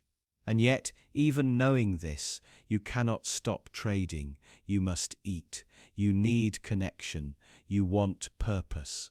The challenge becomes not avoiding trades, but choosing them with eyes wide open, armed with the bitter wisdom of this law. This law is relentless, invisible, and merciless. It teaches you that in a world built on exchange, only the truly informed survive with their essence intact. You discover that fairness in theory rarely translates to equity in practice, and that the most dangerous deals are those you make when you believe you have nothing left to lose. The law does not bend for ideals, it devours every participant who ignores its hidden ledger. And when you look back at your life, every triumph, every heartbreak, every moment of surrender reveals the true currency was never what you thought you were trading. And what happens when the mirror itself is unbalanced and the truth you seek is twisted at its very core? Have you ever stared at your reflection and felt its gaze miss something vital? You glance at the smooth glass, expecting an honest echo of yourself, yet something trembles in the corners of your vision, as if the mirror itself were holding secrets. In this uneasy space between image and reality, the law of unbalanced mirrors takes root. Every mirror you face is skewed, tipped by your fears and desires, weighted toward the parts of you you dare not acknowledge. The reflection you trust is never whole. It is a lie half told, a truth too dangerous to fully reveal. Think of how you observe others. Their faults gleam in high relief. You notice the tremor of impatience in a friend's voice, the flicker of envy in a colleague's eyes. You catalogue these flaws with ruthless precision, as though your mind holds a perfectly sharp mirror for everyone else. Yet turn that mirror on yourself and notice the difference. The glass fogs, the edges blur, the details you most need to see slip away. You punish yourself for impurities you cannot pin down, while excusing the same sins you condemn in strangers. The mirror tilts in one direction when you meet your reflection, and in the opposite when you behold another's. That tilt is projection. You project your shadow across every surface you look at, turning every mirror into a canvas for your hidden self. When you accuse someone else of cruelty or hypocrisy, listen closely. Your accusation is a compass pointing straight at your own unexamined heart. The mirror is unbalanced because your self-awareness is fragmented. You cannot bear to see certain truths about yourself, so you load them onto the reflections of others, and you walk away convinced the problem lies somewhere else. Imagine confronting a loved one for a flaw they never confessed. Your words spill out, sharp and certain, carving into them a wound you barely felt yourself. You demand apology, accountability, change, yet if someone spoke those same words to you, you'd bristle, defend yourself, reach for every excuse. You believe your mirror is calibrated perfectly. You believe your reflection is pure.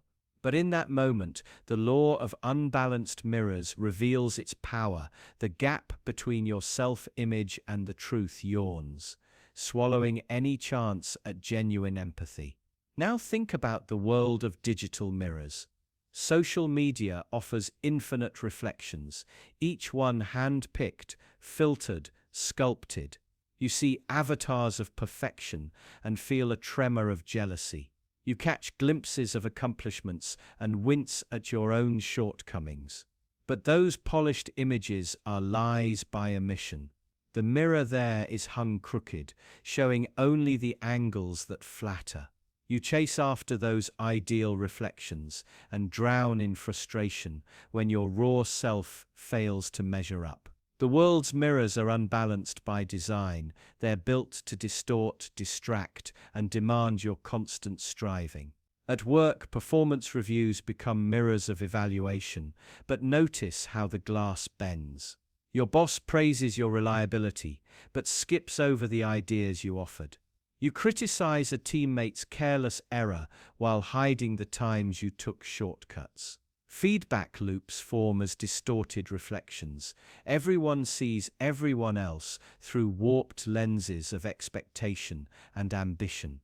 Each mirror tilts to protect egos, reinforce hierarchies, and mask the discomfort of honest critique. Within your mind, a perfect mirror would show you every crevice of your character, every impulse, every dark corner. It would hold your failures alongside your triumphs without judgment. But that mirror is terrifyingly real because you know it would force you to face yourself entirely. Unbalanced mirrors feel safer. They grant you illusions of insight without demanding the cost of change. They let you believe you understand your own depths, even as you drift ever further from true self-awareness. Here lies the law. Every time you look outward for judgment, you anchor the mirror farther from your own reflection. You sharpen your vision of others at the expense of your self-vision.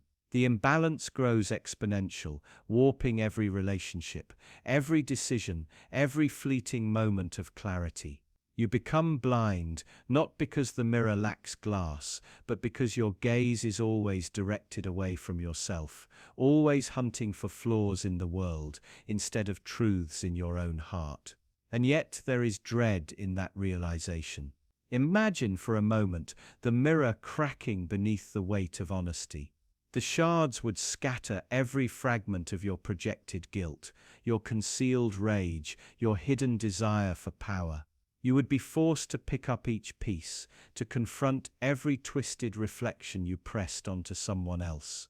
You would see your own face in every battered fragment, and you might not recognize the person staring back at you. But the most terrifying mirror of all is the one you refuse to face, the one that shows your true motives, the unvarnished contours of your soul. When you finally acknowledge the distortion, the law of unbalanced mirrors loses its grip. Your reflection realigns, and the world around you shifts. No longer do you search for the flaws of others to fill the cracks in your glass. You see yourself first, and only then can you see the world with real clarity.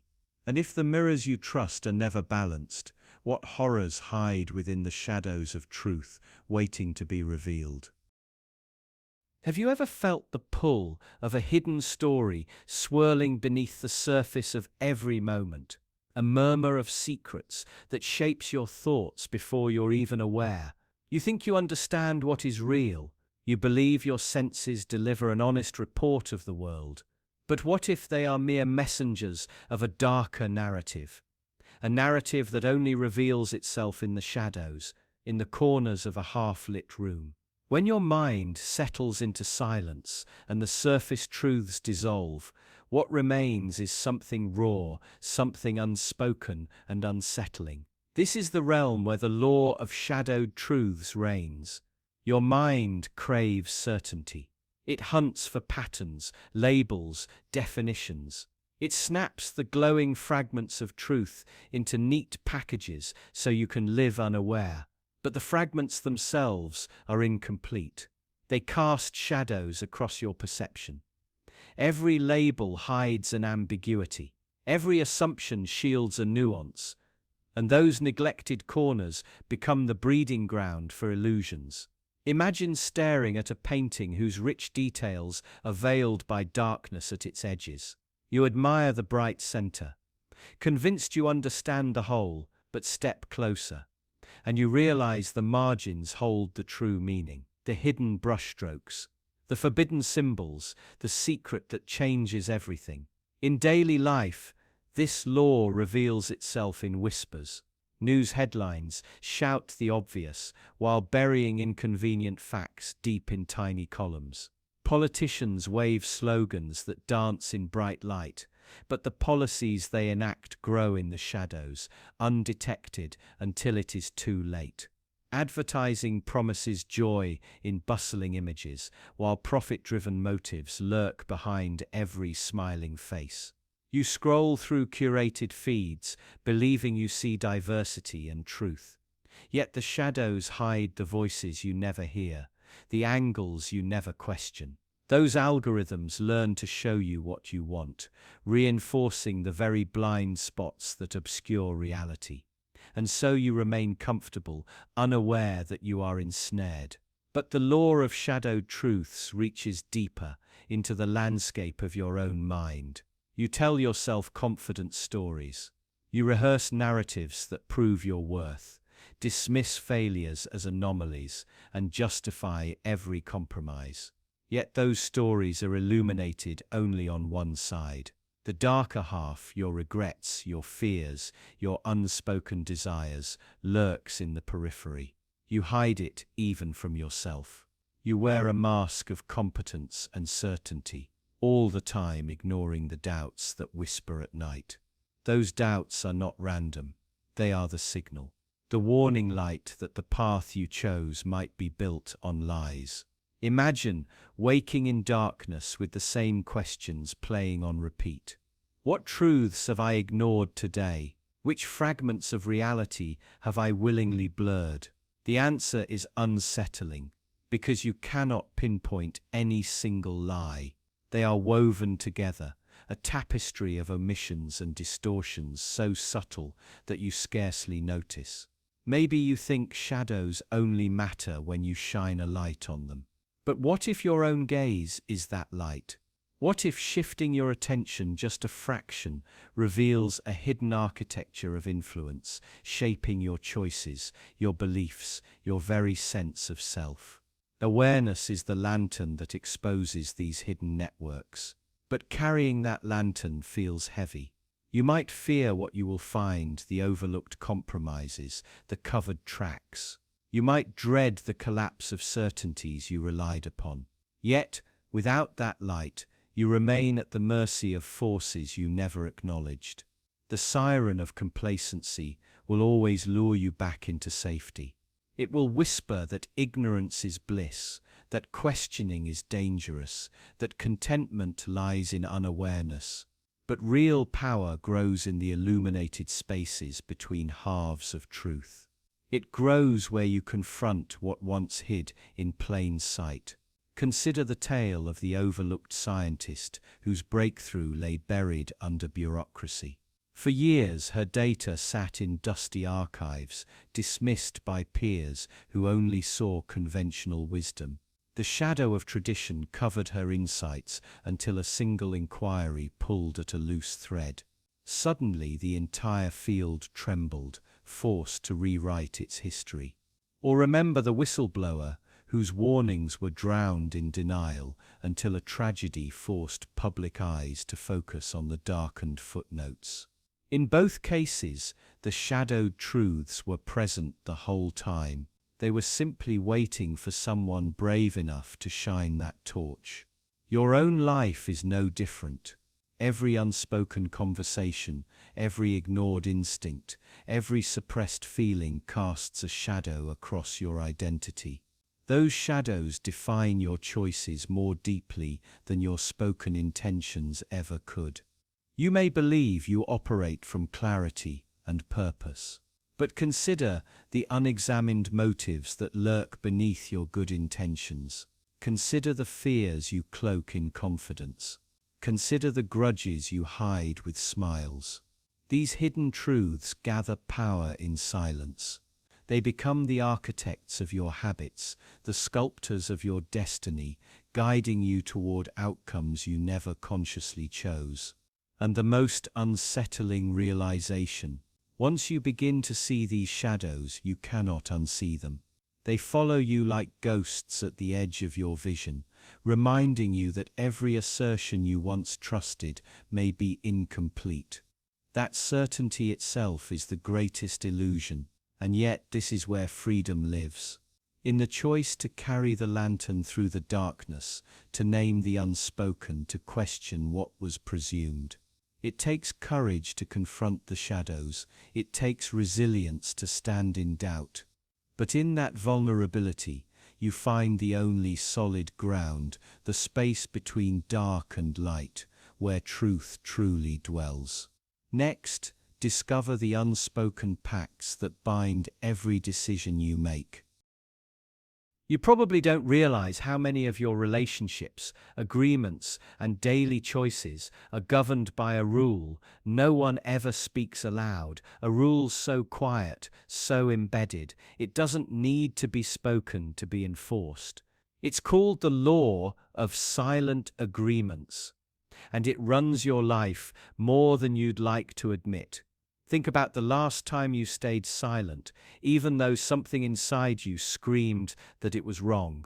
Maybe it was a tiny betrayal. Someone took credit for your work, made a joke at your expense, or crossed a boundary you never gave them permission to cross. You didn't object, did you? Maybe you laughed it off. Maybe you told yourself it wasn't worth the trouble. Maybe you swallowed the discomfort and moved on. That's a silent agreement. You didn't sign a contract. You didn't say, "I consent." You simply didn't resist. And in that silence, you agreed. Silent agreements are how manipulation thrives. Because the moment you stay quiet, the other person receives a message.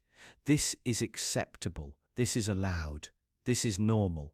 And so the pattern repeats, deepens, cements itself until it's no longer an agreement at all. It's just the way things are. You become complicit in your own exploitation, not because you explicitly chose it, but because you didn't explicitly refuse it.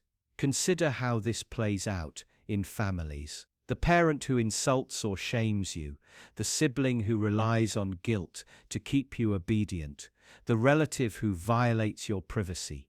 Each time you say nothing, each time you avoid confrontation, you reinforce the silent agreement that their behavior is okay. You teach them, without words, that you will accept this dynamic, that your discomfort is a fair price for their comfort. It's the same in romantic relationships. You let little things slide, the dismissive tone, the subtle disrespect, the emotional neglect, telling yourself not to overreact, not to stir up drama. Meanwhile, the silent agreement grows louder in its invisibility. It tells your partner, "I will endure this. I will not demand more.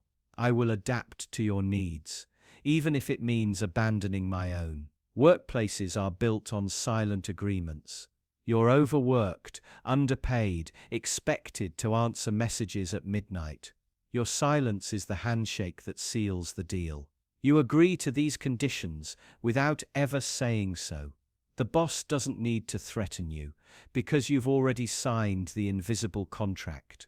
Your compliance in exchange for the illusion of security. What makes silent agreements so dangerous is how easily they become invisible even to you. You start to believe that you're simply easygoing, or that this is just how life works, or that you're strong enough to handle it. You congratulate yourself on your patience, your flexibility, your ability to avoid unnecessary conflict.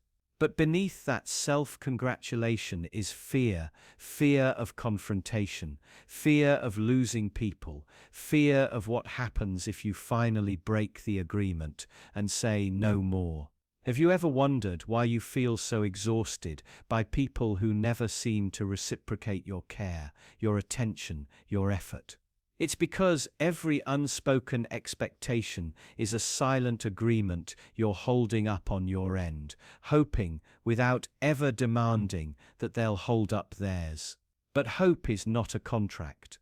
And the more you rely on these unspoken terms, the more you will resent how often they're broken. Even society itself functions through layers of silent agreements. You agree not to question unfair systems as long as you're somewhat comfortable. You agree to keep your head down, to follow rules written by people who never had your interests at heart. And in return, you're given a fragile peace, the illusion of order, the comforting lie that this is just how it has to be. But here's the unsettling truth. Silent agreements only hold power because of your silence. The moment you name them, the moment you break the unspoken code and say, "This is not okay with me," the entire dynamic shifts. Sometimes it shatters completely, because most manipulations can't survive being dragged into the light. Most lopsided relationships can't withstand clear boundaries. Most systems of quiet exploitation rely on your consent, even if it's only the consent of not objecting. So ask yourself, what silent agreements are running your life right now? Who benefits from your silence? And what would happen if you withdrew your invisible consent? Because the moment you dare to speak, to reject the terms you never agreed to out loud, you rewrite the contract. You begin to live on purpose rather than by default. And that's terrifying to you, to them, to the entire order that relies on your quiet cooperation. But if you think this law is unsettling, just wait until you uncover the next one, the law of hidden desires, where everything you refuse to admit shapes you more powerfully than anything you openly confess. Have you ever caught yourself wanting something you couldn't admit out loud? Not to anyone else, and not even to yourself. There's a hidden current beneath everything you do, pulling at your thoughts, guiding your choices, whispering cravings that you'd rather ignore. This is the law of hidden desires. It's not just that you have secrets, it's that you are built out of them. Every smile you fake, every polite nod, every carefully chosen word is a disguise, a thin skin stretched over needs, and urges you hope no one ever sees. Your hidden desires start young. As a child, you learn quickly which longings are acceptable and which are shameful. You bury the embarrassing ones deep, hoping they'll vanish, but they never do. They grow in the dark, twisted by secrecy, strengthened by denial. The more you pretend they're not there, the more they quietly shape you. Like roots beneath a house, they crack your foundations in ways you never notice until it's too late. Think about the choices you've made that didn't seem like choices at all.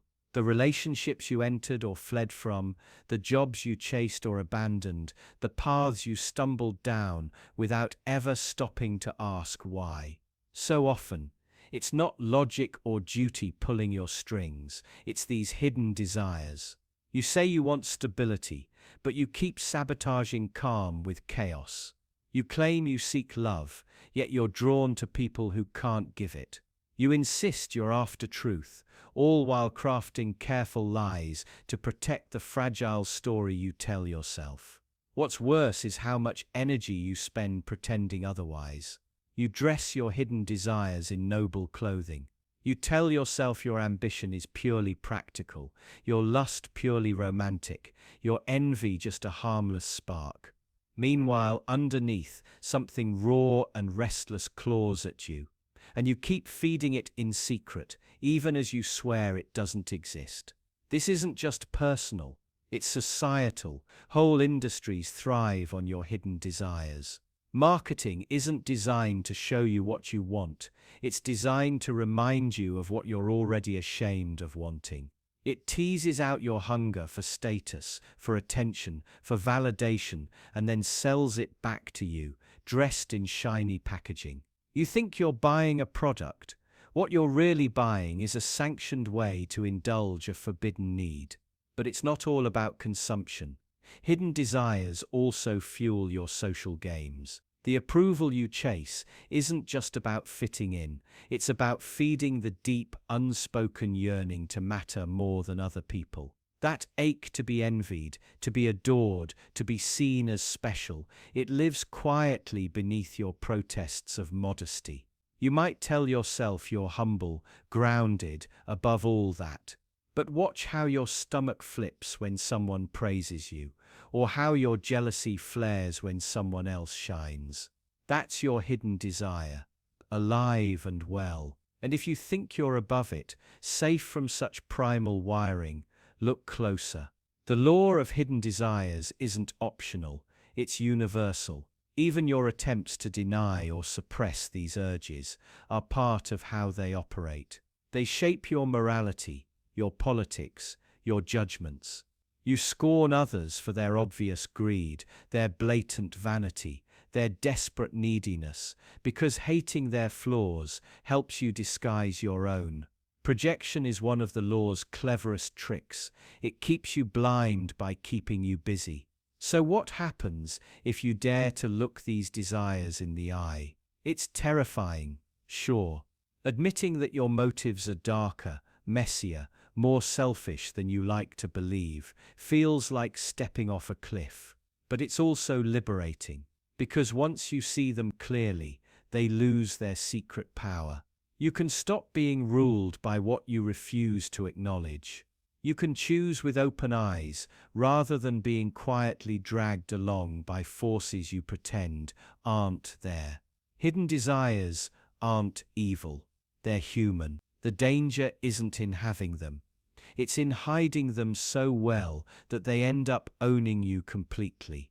Awareness turns them from silent puppet masters into manageable truths. And when you bring them into the light, they stop being monsters. They become parts of you that can be guided, tempered, even transformed. So ask yourself right now, what do you want that you're most afraid to admit? What private longing pulses at the core of your actions, quietly demanding satisfaction? Sit with it, acknowledge it. Because ignoring it won't make it disappear, it'll only tighten its grip. And once you start to see how your hidden desires shape your life, you'll begin to wonder about something even more unsettling. What hidden consequences are already waiting, quietly blooming from these secrets you pretend not to have? Have you ever stopped to consider how many disasters are unfolding right now that were never intended by anyone? Not just the obvious ones, wars, bankruptcies, broken relationships, but the subtle, creeping tragedies born from tiny choices that seemed harmless at the time.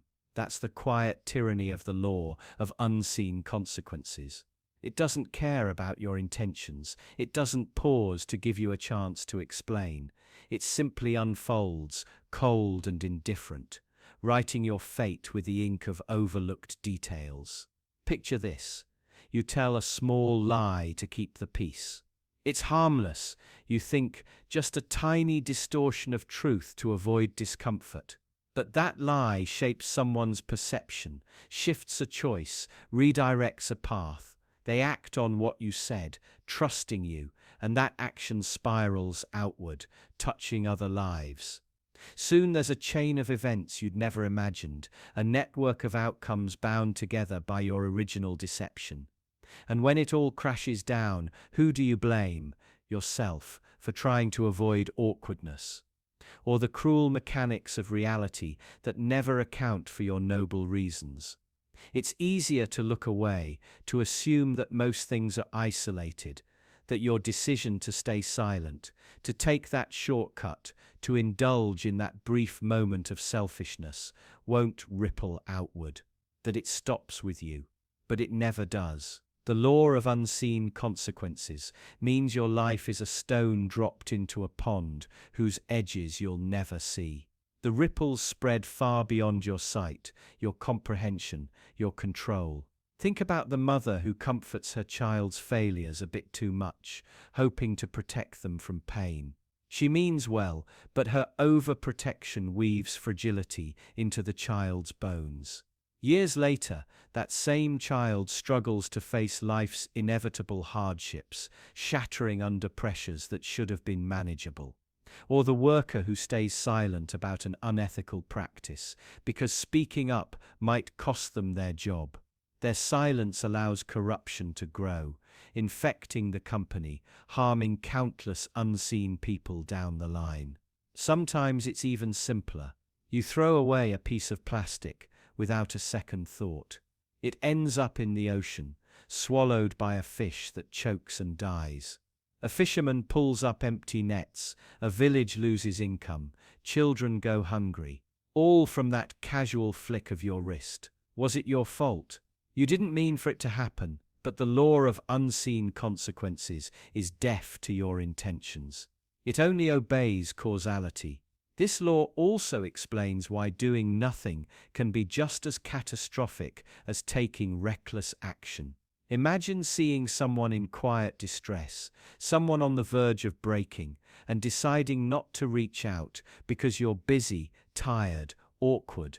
Maybe you tell yourself they'll be fine. Maybe you even forget by dinner. But that moment might have been their last hope. The smallest effort on your part could have tilted their inner scale back toward life. You'll never know. The law doesn't send you a memo. It just moves on, relentlessly stacking outcomes on top of choices you barely registered making. What's most haunting is how the consequences that remain unseen are often the ones that matter most. The smiles that never happened, the children never born, the ideas that died silent deaths in minds too beaten down by unintended wounds to nurture them. These absences shape the world as much as anything tangible. A ghost architecture of lost possibilities, all built from small decisions no one thought important. It's a terrifying thought, isn't it? That you could accidentally ruin lives without ever knowing it. That your best efforts could sprout horrors because you didn't see the hidden roots. But it's also a call to humility, to slow down, to recognize that you're not standing at the center of a clean, tidy diagram, but tangled in a vast, messy web where every thread you pull vibrates across countless others.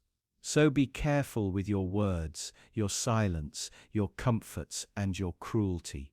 Because the law of unseen consequences is always at work, whether you acknowledge it or not. And one day, long after you've forgotten your small moment of convenience or cowardice, its verdict may come crashing back, not out of malice, but because that's simply how reality unfolds. And if you think this is unsettling, wait until you see how the law of passive resistance quietly shapes the failures and frustrations of your own life without you even realizing it. Have you ever felt the simmering tension when you refuse to comply without raising your voice? The electric charge of silence that speaks louder than any protest. You think resistance demands banners or chants, but sometimes the most defiant act is to simply stop, to withdraw your consent, your energy, your very presence. This is the law of passive resistance. It is the hidden current beneath every social interaction, unnoticed until it crashes against authority like a tidal wave. You see it in the twitch of a clenched fist, in the deliberate slow step of a worker who has decided enough is enough, in the eyes that refuse to meet theirs. This is resistance without noise, rebellion without spectacle, a refusal so subtle it can escape detection even as it reshapes power. At its core, passive resistance is not about the absence of action. It's about the presence of refusal. When you stop drinking the poisoned cup offered by conformity, you reclaim your agency. When you refuse to smile on command, you expose the emptiness of the expectations laid upon you. When you deny your labor in the smallest way, miss a deadline, speak only in monosyllables, decline to engage, you plant seeds of dissent that sprout in the minds of the powerful. They see no riot, no banner, no slogan. All they feel is the odd, awkward silence, the missing piece, the lodged pebble in the machinery. Think of the mind as a vast network of currents and circuits. Words, compliance, obedience, they are inputs that keep the system running. Passive resistance is like withdrawing a crucial cable, routing your power elsewhere. Suddenly, the gears grind, the lights flicker, and the machinery of control sputters. The trick is that the system often blames itself or searches for minor errors, never suspecting a conscious withdrawal. It may tighten screws, turn up the heat, but it cannot arrest silence or coerce absence. That intangible refusal is your strongest weapon. History brims with examples. Remember the Salt March led by Gandhi. Thousands walked in gentle defiance, refusing to pay the tax on salt. No guns, no swords, just human bodies moving together in silent dissent. Each step was an embodiment of passive resistance that rattled the British Empire. Or think of the sit-down strikes when factory workers filled assembly lines with their bodies, refusing to work yet refusing to leave. The Harlan County miners who lay underground for days, calling attention to their plight while halting production. These actions were quiet but seismic, rewriting the balance of power without a single shot fired. In intimate relationships, passive resistance can be equally devastating. A spouse who once laughed at your jokes now offers a blank stare. A friend who once celebrated your victories suddenly greets you with indifference. You feel the tension in the air, the unspoken judgment, the withdrawal of warmth. No arguments, no tears, just the crushing weight of emotional absence. You try to fill the void, to coax cooperation, but they remain locked in a fortress of silence. Your pleas become hollow echoes, powerless against their chosen stillness. The workplace is a fertile ground for passive resistance. You agree to tasks, but perform them with minimalist effort. You deliver results at the slowest acceptable pace. Your tone is polite, but your spirit refuses engagement. Managers scratch their heads, searching for inefficiencies in process or faults in the team, oblivious to the quiet revolution brewing on their floors. Each withheld idea, each muted voice, each ignored email chips away at the illusion of control. Productivity metrics may appear normal, but the soul of the organization is corroded beyond repair. Yet the law of passive resistance is morally complex. Refusal to act can sometimes be one step from apathy. The bystander who watches injustice and does nothing is also practicing a form of silent resistance, resistance to empathy, resistance to responsibility. That too is powerful, but it erodes the core of our humanity. This law doesn't grant immunity from moral reckoning. It teaches that the power of refusal can be used for liberation or for selfish neglect. You must choose which current you wish to join, one that disrupts oppression or one that abandons solidarity. But when wielded with intention, passive resistance can spark profound change. Imagine entire communities simply closing their doors to injustice, withholding cooperation from corrupt systems. Imagine customers refusing to buy, citizens refusing to vote, students refusing to learn under unjust rules. Each act of refusal spreads like a silent virus, undermining authority from within. The oppressor may not see the contagion until it's too late. That is the beauty of water carving stone, persistent, patient, relentless in its power. Emotionally, passive resistance is a crucible. You grapple with guilt and fear. You wonder if you're cowardly or courageous. Each moment of refusal tests your limits. The discomfort you feel is the price of autonomy. It lives in the tightening of your chest, the quickened pulse when someone demands your obedience. It echoes in the doubt that whispers, "Is this selfish?" But that doubt is part of the law's alchemy. It forges resilience. Each time you stand silent and true, you deepen your conviction and refine your courage. Now imagine lying awake at night, replaying moments when you submitted to demands you despise. You see the coded messages sent by your compliance, the lost opportunities to say no. And then you remember the moments you did resist, however small, that fleeting spark of refusal that lit you from within. That spark is the essence of the law of passive resistance. It reminds you that power flows from your choices, from the spaces you carve out in silence. It teaches that sometimes the loudest revolution is a whisper in a crowded room. And in your silent defiance, you'll soon uncover how unspoken pity wraps you in its own invisible chains. Have you ever felt that quiet pull inside your chest when you see someone suffering? That subtle ache that tugs at you, whispers to you, compels you, yet not quite enough to break your stride. That's the law of unspoken pity at work, a silent contract etched deep into our psychology. You probably don't even realize how often it governs you, how subtly it shapes your choices, your judgments, even your supposed compassion. Imagine this: you're walking down a busy street. Ahead, slumped against a building, is a homeless man. His clothes are stained, his eyes hollow. You feel it immediately, a small, uncomfortable pang, a reflex of pity.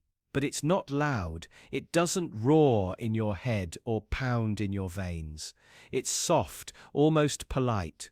You walk past, maybe offering a quick smile, maybe not even that, and within seconds, your mind has already moved on. That was the law of unspoken pity, doing its quiet work. It didn't demand you act. It didn't scream for you to stop. It simply required you to feel enough to convince yourself you care. Enough to maintain your image of decency, but not enough to disrupt your day. This is how pity protects you. It gives you a quick dose of moral anesthesia. Feel bad for a moment. Reassure yourself you're a good person. Then continue with your comfortable routine. The suffering of others becomes little more than a passing moment of discomfort, neatly contained so you never have to truly grapple with it. Because grappling with it, really opening that door, could shatter your composure, could demand you change something, and that's far too costly. The law of unspoken pity thrives precisely because it is unspoken. No one will ever challenge you for simply feeling sorry. In fact, society rewards it. Post a tearful emoji, share a tragic headline, sigh at dinner over the world's problems, then do nothing. And somehow you've fulfilled your obligation. You've proven you're compassionate, empathetic, human. No one expects more, because pity, when kept silent and symbolic, is just enough to uphold the illusion of moral society. Now, take this further. Think about how pity is used to manage you, to guide your reactions. When tragedy strikes in distant lands, you're bombarded with images and stories. Your pity is stirred, briefly. But notice how it's always calibrated, controlled, and then redirected.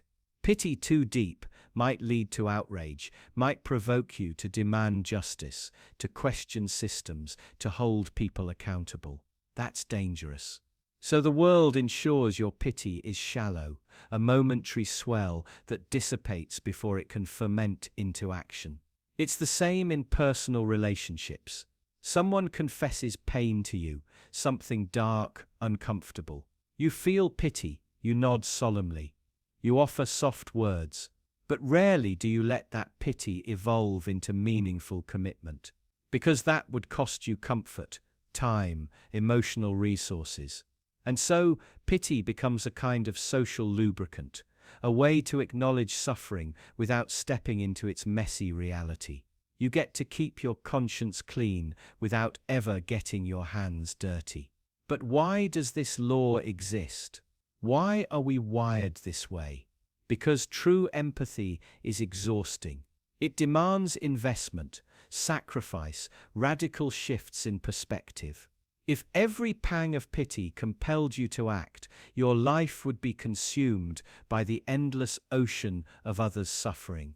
So nature, perhaps even culture, taught you to temper it, to stop at pity, never progressing to intervention. This is how the machine keeps running smoothly, How societies avoid collective paralysis under the weight of collective pain. There's another sinister side to this law. Unspoken pity often morphs into silent judgment. You pity the addict on the curb, but also quietly deem them irresponsible. You pity the co-worker drowning in debt, but also assume they're careless. Your pity becomes a safe pedestal, a way to look down on someone else's suffering, without ever truly entering their world.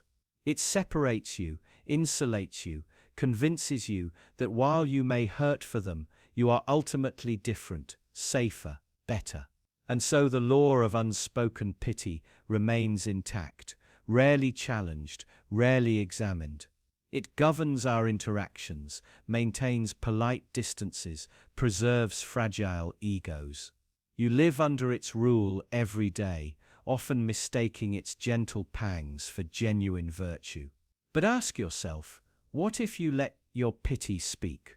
What if, instead of sighing and moving on, you allowed it to provoke you, to dismantle your carefully constructed barriers? What would your life look like if pity didn't just soothe your conscience, but shattered your indifference? That question should haunt you, just a little. Because it's easy to feel sorry, it's infinitely harder to care enough to change. And hardest of all to act. That is the uncomfortable truth. The law of unspoken pity hides from you. But hold on to that discomfort, because next we'll explore something even darker. The law of imagined threats and how your mind conjures dangers that shape your reality more than any true menace ever could. Picture this, you're walking home on a dark street. There's no real danger, no footsteps behind you, no shadowy figure lurking. But your pulse quickens anyway. Your eyes dart to every alleyway, every parked car. Your mind invents threats that don't exist, and your body reacts as if they're real. That's the law of imagined threats at work. It doesn't need evidence to hijack your life. Just the suggestion of danger is enough to make your heart race and your choices shift in ways you'd never admit. Your brain was built to keep you alive, not happy, and certainly not rational. Long before modern cities, before laws and locks, survival meant spotting threats before they struck. That instinct hasn't evolved much, even if the world around you has. Now, instead of lions lurking in the grass, it's the email from your boss that hasn't come yet. The partner who seems distant. The future you can't predict. Your imagination fills in gaps with worst-case scenarios, and your nervous system plays along, flooding you with stress hormones. You start preparing for disasters that were never coming. And here's where it gets darker. Imagined threats don't just live in your head. They shape your actions, your values, even the society you build. Entire industries thrive on stoking these invisible fears. Politicians build careers on warnings of vague, looming dangers, crime waves that never materialize, outsiders who supposedly threaten your way of life. Media amplifies anxieties, turning statistical blips into existential crises, because fear keeps you watching, keeps you clicking, keeps you controlled. Think about how often you make decisions based on what might happen. You avoid people, places, and risks, not because they've harmed you, but because your mind invented a story. The story is so convincing, so vivid, that it overrides reality itself. You stay in jobs you hate, in relationships that hollow you out, because you imagine what might happen if you leave. The threat isn't real, it's imagined, but the prison it builds is very real. It's not just personal, entire cultures bend around imagined threats. You lock your doors tighter, fund more surveillance, accept more restrictions on your freedom, not because of actual danger, but because your mind can't stop rehearsing the worst. Fear becomes a currency, and those who learn to spend it wisely gain incredible power over you. They don't need to prove the danger exists, they just have to plant the idea. and once planted, it grows roots. Your mind rehearses the threat again and again, reinforcing neural pathways that make fear feel natural, inevitable. Each repetition makes the imagined threat more convincing. It becomes a self-fulfilling prophecy. You treat people with suspicion, they respond in kind, and suddenly your fear isn't just imagined anymore, it's shaping the world to match your paranoia. The irony: most of your fears will never come to pass. The disaster scenarios your mind spins so expertly rarely unfold. The layoffs, the breakups, the betrayals, yes, some might happen, but most won't. Meanwhile, you've spent months, maybe years, living under a shadow that was never real. You've sacrificed joy, curiosity, and connection on the altar of threats that only existed in your head. And this is why imagined threats are more powerful than real ones. Real threats eventually arrive or fade. You confront them, survive them, or succumb to them, but at least they end. Imagined threats: they're timeless, they can haunt you forever, endlessly morphing, always just plausible enough to keep you hooked. They drain your energy, your creativity, your courage, without ever needing to manifest. But the most sinister part is what they reveal about you. Your deepest fears aren't about what's out there, they're about what's inside, about your inability to cope, to rebuild, to endure pain. The threat you're really imagining is your own weakness, your own helplessness in the face of life's uncertainties. That's what terrifies you most. So ask yourself, how many of your choices are shaped by threats that don't actually exist? How much of your life is governed by shadows, by echoes, by ghosts of dangers that were never real? Because until you confront that, you're living under laws you never agreed to. Laws written by fear, enforced by your own imagination. And if you think that's unsettling, wait until you see how these invisible scripts run even deeper, shaping not just your fears, but your entire sense of who you are and what you're allowed to become. Have you ever wondered who's actually scripting your life? Not the grand narrative. Your goals, your dreams, your carefully crafted 5-year plan, but the invisible lines that shape every minor choice you make without you even noticing. The truth is, most of what you believe, most of what you do, and most of what you want isn't really yours. It's been quietly installed, like hidden code running in the background, dictating your behavior, your reactions, your limits. These are the laws of invisible scripts, and whether you acknowledge them or not, they rule you. From the time you were small, you were handed a series of scripts about success, love, morality, even about what a good life should look like. Think about how deeply embedded they are. Get good grades, find a stable job, get married by a certain age, have children, buy a house, save for retirement, die quietly. None of these ideas are original. None of them started in your mind. They were fed to you, drip by drip, until you swallowed them whole. And the most cunning part: these scripts don't come with a signature. There's no obvious author you can point to and blame. They're absorbed through countless tiny reinforcements, advertisements telling you what happiness looks like, movies scripting what love should feel like, family and peers cementing what normal is. So you live by these rules, often without questioning who wrote them or why you're so desperate to follow them. Consider the script about hard work. You're told that grinding endlessly is noble, that exhaustion is a badge of honor. So you chase promotions, stay late, skip moments that matter, believing sacrifice today guarantees happiness tomorrow. But who truly benefits from this? Who profits off your blind devotion to endless toil? You're handed a story that hard work equals worth, and you run yourself ragged trying to prove you deserve to exist. Or look at the script about relationships. That you're incomplete alone. That love must look a certain way, feel a certain way, follow a predictable arc straight out of a romantic comedy.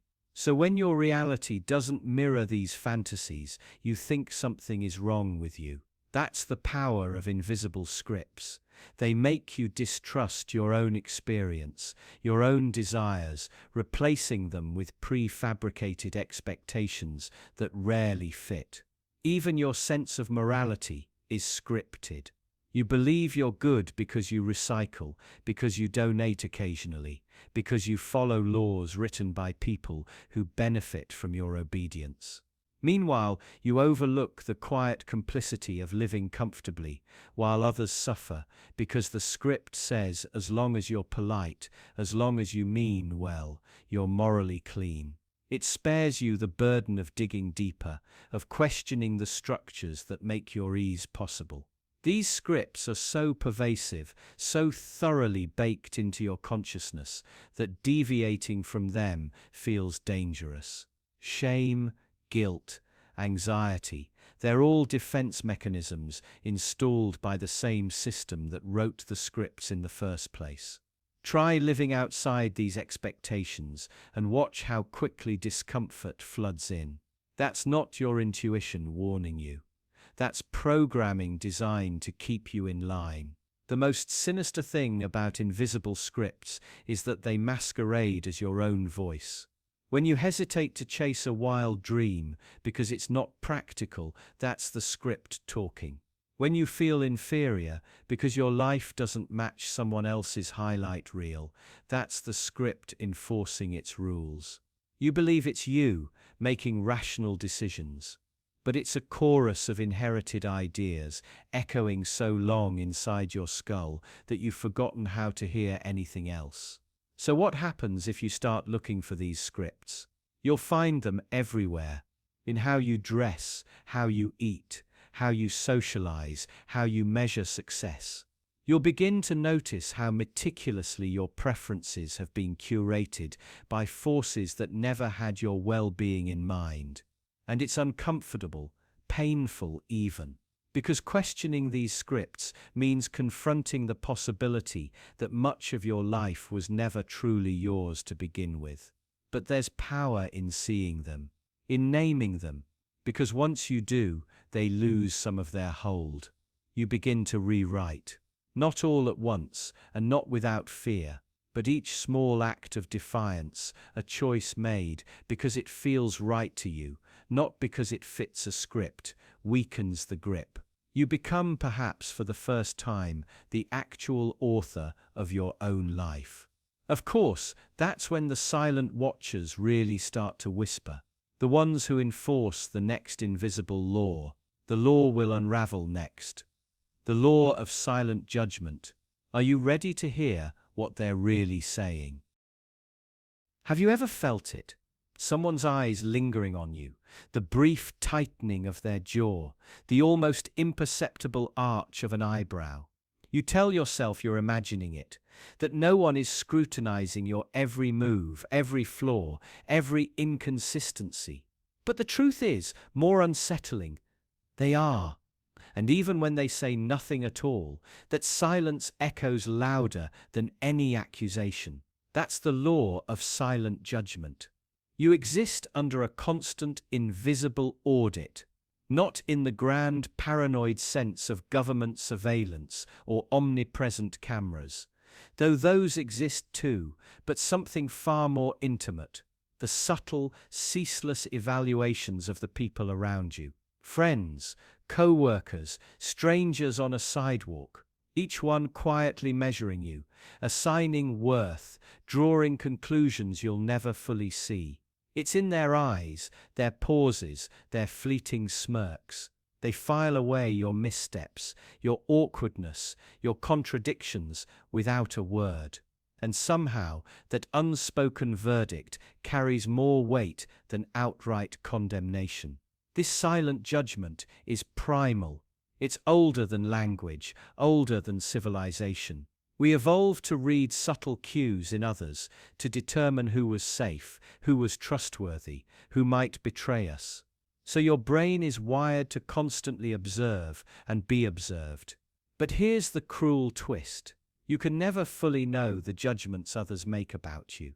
Their thoughts remain locked behind polite nods and courteous small talk.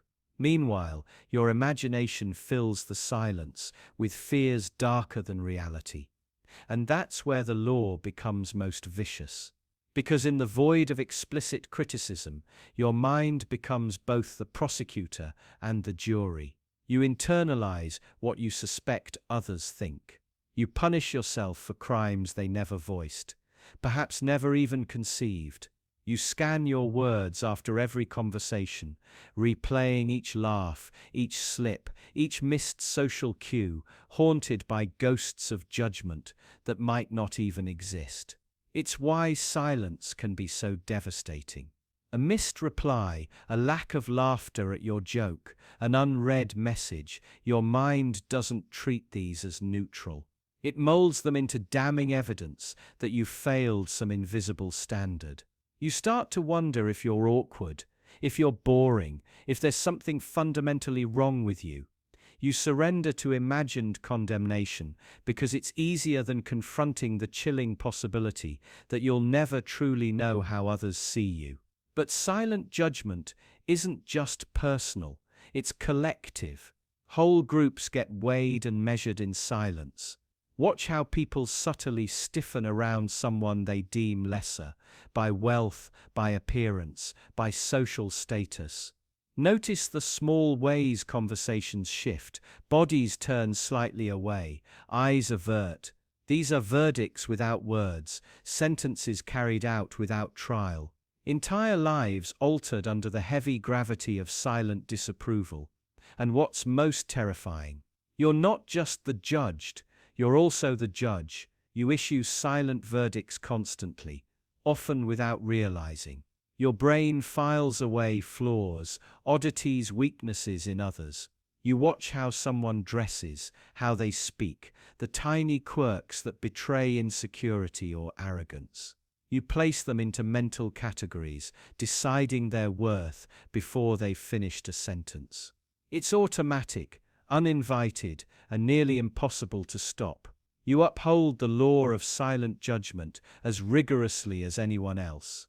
This law is inescapable. No matter how loudly people champion live without caring what others think, the reality is that human connection is built on mutual evaluation. Your brain is a pattern-hunting machine, forever gauging status, trust, and threat. You can't simply opt out. So what can you do? You can start by recognizing it. See the silent judgment not as a monster under your bed, but as a flawed, deeply human reflex, sometimes accurate, often biased, always incomplete. You can question the harsh stories you spin about others' opinions. You can soften the merciless verdicts you pass on yourself. And perhaps most importantly, you can slow down your own judgments of others, offering the grace you so desperately crave in return. Because ultimately, the law of silent judgment governs everyone. You're bound by it, subject to it, and enforcer of it all at once. It shapes your world quietly, powerfully, without ever needing to speak a single word. And if you think that's unsettling, wait until you see how much of your own mind you're willing to sacrifice just to keep from breaking that silent contract.